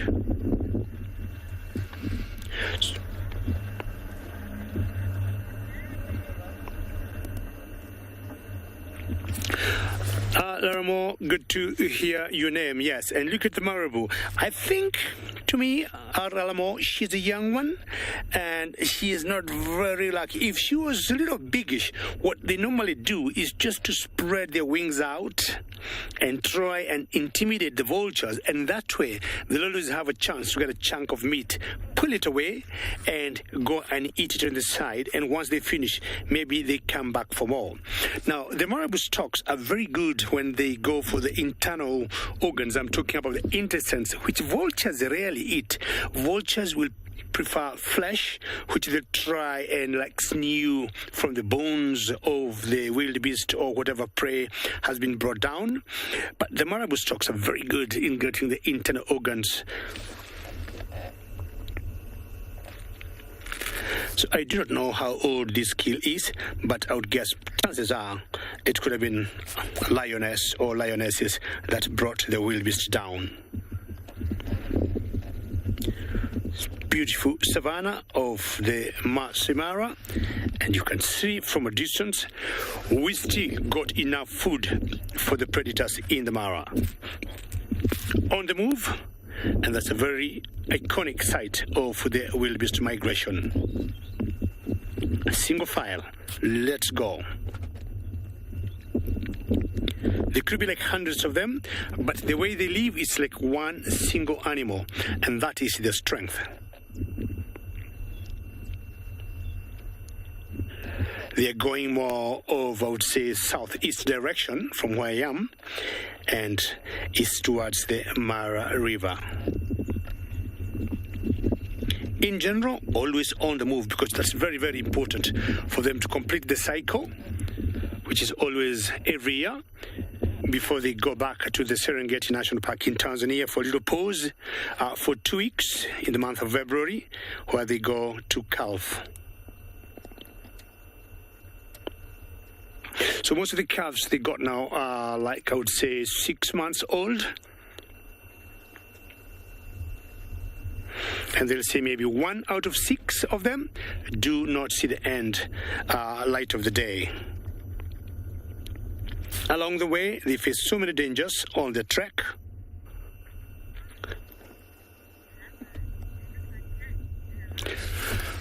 Horslager, you are correct. You're saying they look like ants on a line. Not sure whether you know particular ants that we got in Africa. We've got 2 types.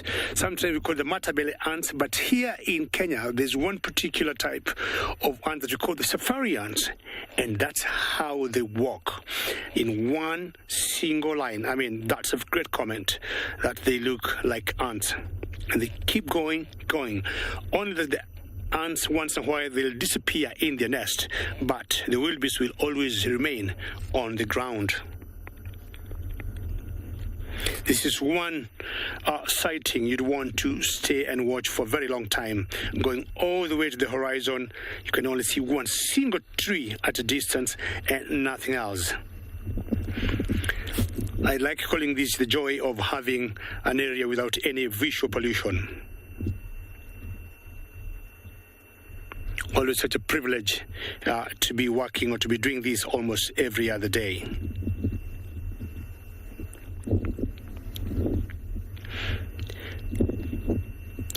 They may not have a leader per se who is leading that group, but the small tribe, the small cluster they are, or small herd amongst them, but it says time to go. Once they move, everybody else follows.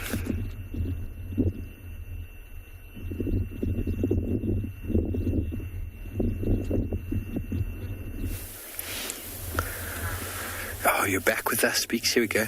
This lioness is walking. Let's get the one in action. Sorry about that. This one has decided to come and join.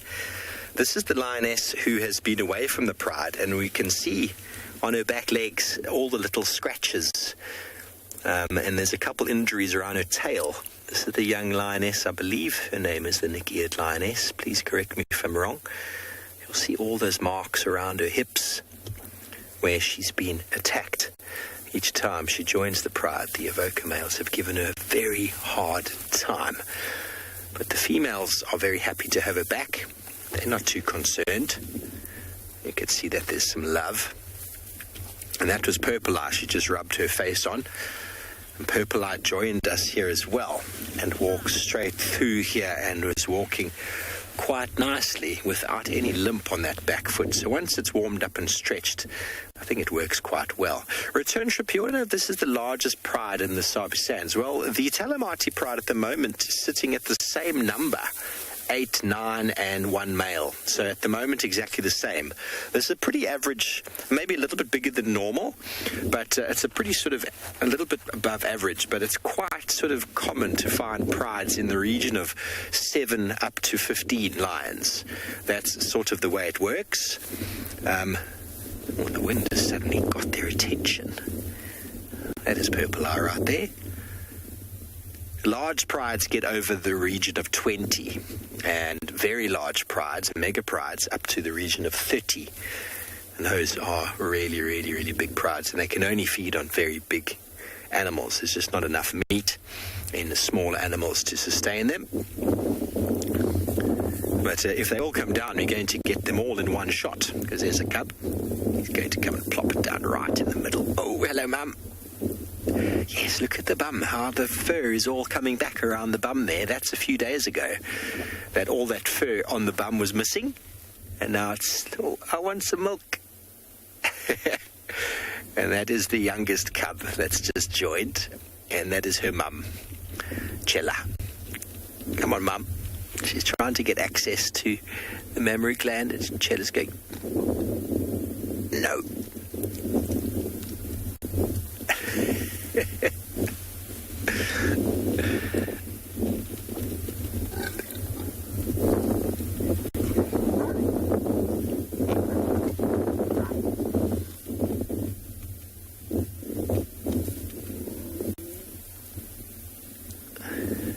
There we go, denied access.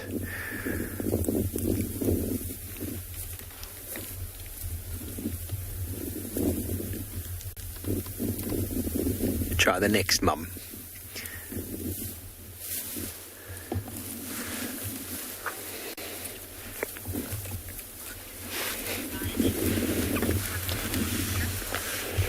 Moondust, that is a very good question. You know, the thing that goes on in lions and in many animals is all to do with drivers. And if the female comes into estrus, she might be more sort of attractive to him. But it's very hard for me to say. She should be coming to estrus soon. That is the way of the age. Those younger lionesses are all sort of at that age now. But we saw Mohawk a little while ago he moved out into the open for a bit. He's going to move now, actually, and he's got, I don't know if you can get him, BK, he's now moving now, am I right? He's got a very badly injured right foot, and he is a true evoker now with a limp. His two brothers have had major limps for a very long time, and now he's going to come and show us his limp. His right front leg is injured. I can't tell you at the moment how badly injured, as he gives us those crazy eyes. He's decided he's going to limp over here and come get into the shade. It's a tough life being a lion, everybody, and they pull down incredibly big and powerful animals, and that often can lead to injury. And it tends to happen on their feet. We've seen that with all 3 evoker males now have injured their feet quite badly. They tend to get over it after a period of time. Doesn't seem to be insurmountable. But what male lions have the benefit of is that they can follow the pride, and the pride will make a kill. And even if he's injured, he's still got the strength. He's just going to go behind the car now. Sorry about that. The whole pride is up on this side now. He's very interested to see what he's going to do. So he's just urinated behind us. The whole pride is going, what's going on? Okay, so he's looking at this lioness. She's the one with her head down.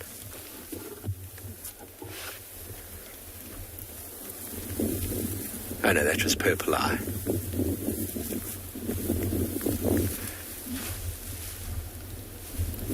They're all very aware of his presence. Very aware of his presence, and at the same time the wind picked up.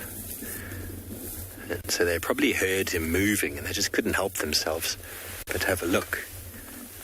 Okay, so the lioness who had the injuries, BK's has pointed out, she's moved off 15 meters behind us into the shade. She knew that if he got here, she was still here. He was going to give her a spanking.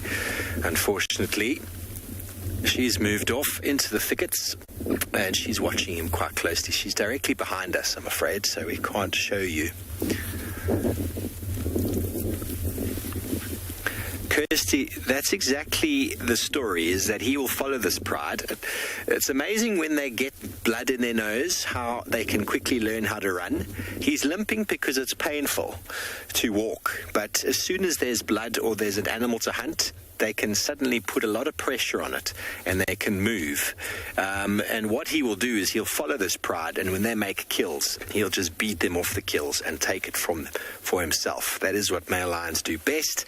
They are very good hunters in their own right, but they have the strength and the ability to push the pride off of kills, and so that is what he will do until he is back in strong form. He's very physical, and even if he's got an injury, he's still able to displace the entire pride, even just with the noise that he makes. Okay, so I think our last member of the pride is about to join, coming in from stage right. This is one of the boys, one of Ridge-Nose's boys, the two of the older cubs. You see how much bigger he is. Oh, a little bit of love. How amazing, everybody. I'm trying to count. It's very hard.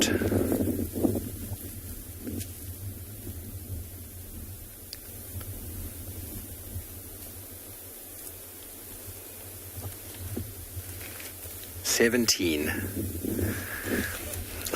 I get 16 and then I get 17. And I'm not counting him. Take a screenshot if you can and then count them.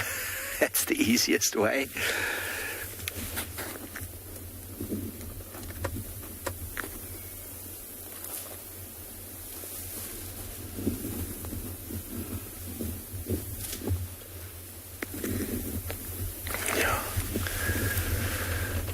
Interesting how that lioness saw him coming and moved off.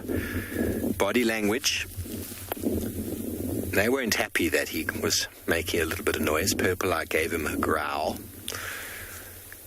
Obviously, they're not 100% happy that one of their daughters, has been displaced from the pride. And it's interesting how he has no tolerance of her. Kind of like when the evoker males moved in, they gave the Nkuhuma male the opportunity to leave or to die. And she went off with the young male, and so kind of like that, the males have said, you made your choice, you chose him over us. But it'll be interesting to see if she does come into estrus, how they'll respond to her, because with the drivers I was talking about, once the drivers kick in with regard to sex or hormones, then definitely that will overtake his need to chase her away. Hookerum, you want to know who guards the lions while they sleep? Well, there's no need for anybody to guard them. They are, in their own right, formidable.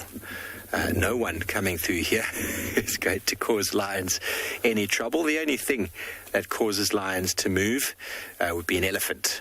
A herd of elephants would see these lions and would chase them, and they'd just move off 20, 30 meters, whatever it might be, and then find themselves another patch of shade. But a formidable pride of lion with a male with them, there's no one going to chase them anywhere.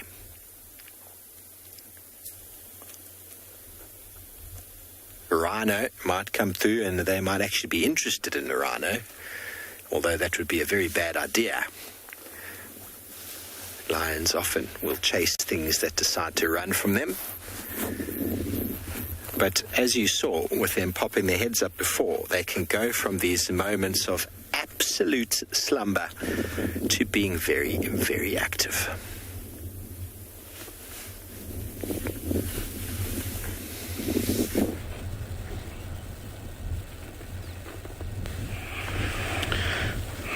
Welcome back. And I'm still here, same position.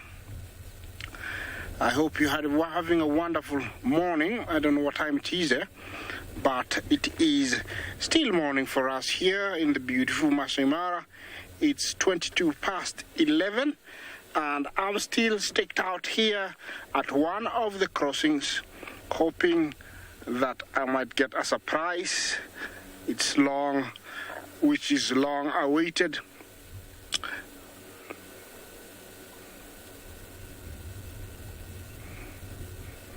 Romit, thank you for your question. You do ask if the weather affects the migration. Yes, it does. And just talking about, how it does. If it does rain too much, it's either the wildebeest are gonna stay where it has rained more for longer because there is more grass, or stay, because they need to stay where it's dry when it's really raining. So they wait until the rains are over, then follow the grass. And while they're in an area, let's say, for example, they're in the Mara, if it does rain on one side of the river or a certain section, because we do get very localized rain, where you get a pocket of rain raining at an area of maybe 5 square kilometers or 10 square kilometers. These beasts or these animals can smell the rain, and so they follow where the rain is, moving in a very confused movement. You might see them on one area today, and tomorrow they move to another area. Then while they're in Kenya, it might rain in northern Serengeti, then they might head there. And a week later, if it rains in the Masai Mara, they turn back and come. Depends on how far they are from the rain, but if they can smell it, they do follow it. So of course, the weather, the rain does affect their migration. And even in the previous years, you can tell that they do stay in certain areas for longer. They used to stay from June all the way to September. I'm hoping this year they will, because we've had lots of rain since last year all the way to almost June. So there is still plenty of grass. I hope they're going to stay. But the previous years, they were staying for a very short time and going back. And at the moment, it is still very confused to be, migration, because I had them here in the Mara Triangle in their thousands. Then they crossed to them, the Greater Mara, and I'm hoping they're going to start coming back today. Still, we're getting a bit of rain here and there, so they might come across this side. So that's my answer to you, Romit. I'm still with my resident hippos in that corner. Mind you, it's a very long way. It's a very long way, but with my camera, I am able, to zoom in and share them, having a rest.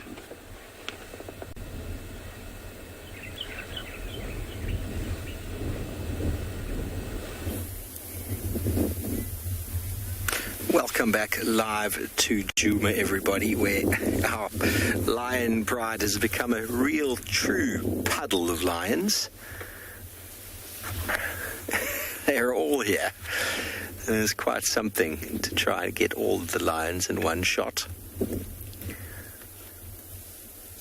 Where the shade is where the lions will be. And the only movement I foresee of these guys today is as the sun moves around this tree and the shade changes its position. The lions all start moving. Already that cub moved because of the change in the angle of the sun.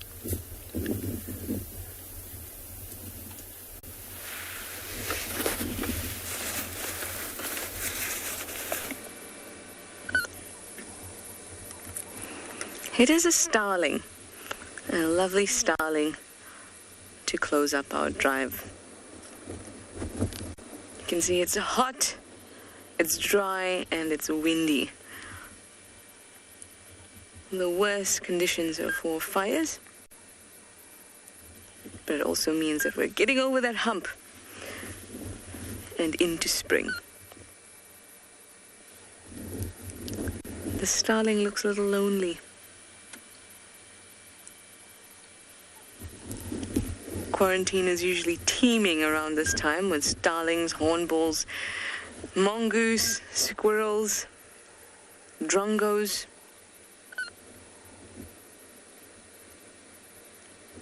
I guess starling hit the jackpot here without anybody else to compete with.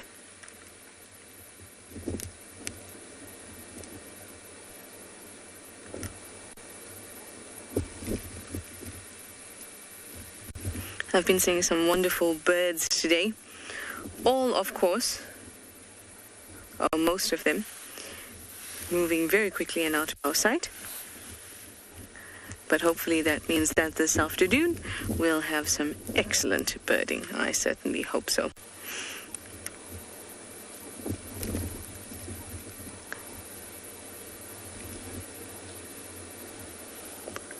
Very, very nice. Well, it has been. It has been a fantastic drive.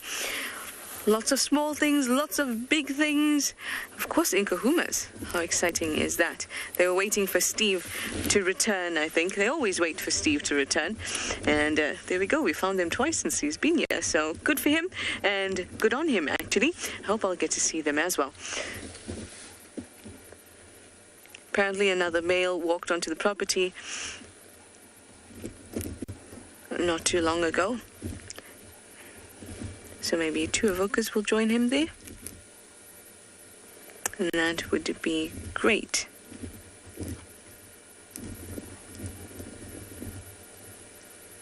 I'm waiting for the starling to fly away, which I'm sure it will do just when I need it in the last few seconds of show. Hopefully by saying that, it'll defy me. Oh well, it's that time. Thanks guys for your questions and your comments. We'll see you this afternoon for Sunset Safari. Bye for now.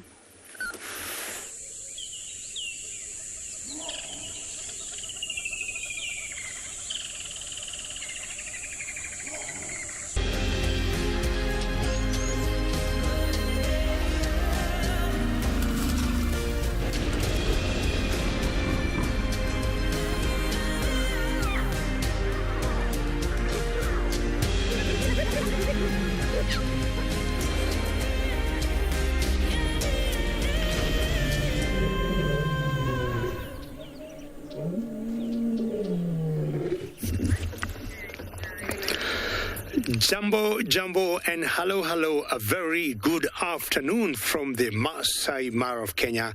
And just look what we have to start our drive this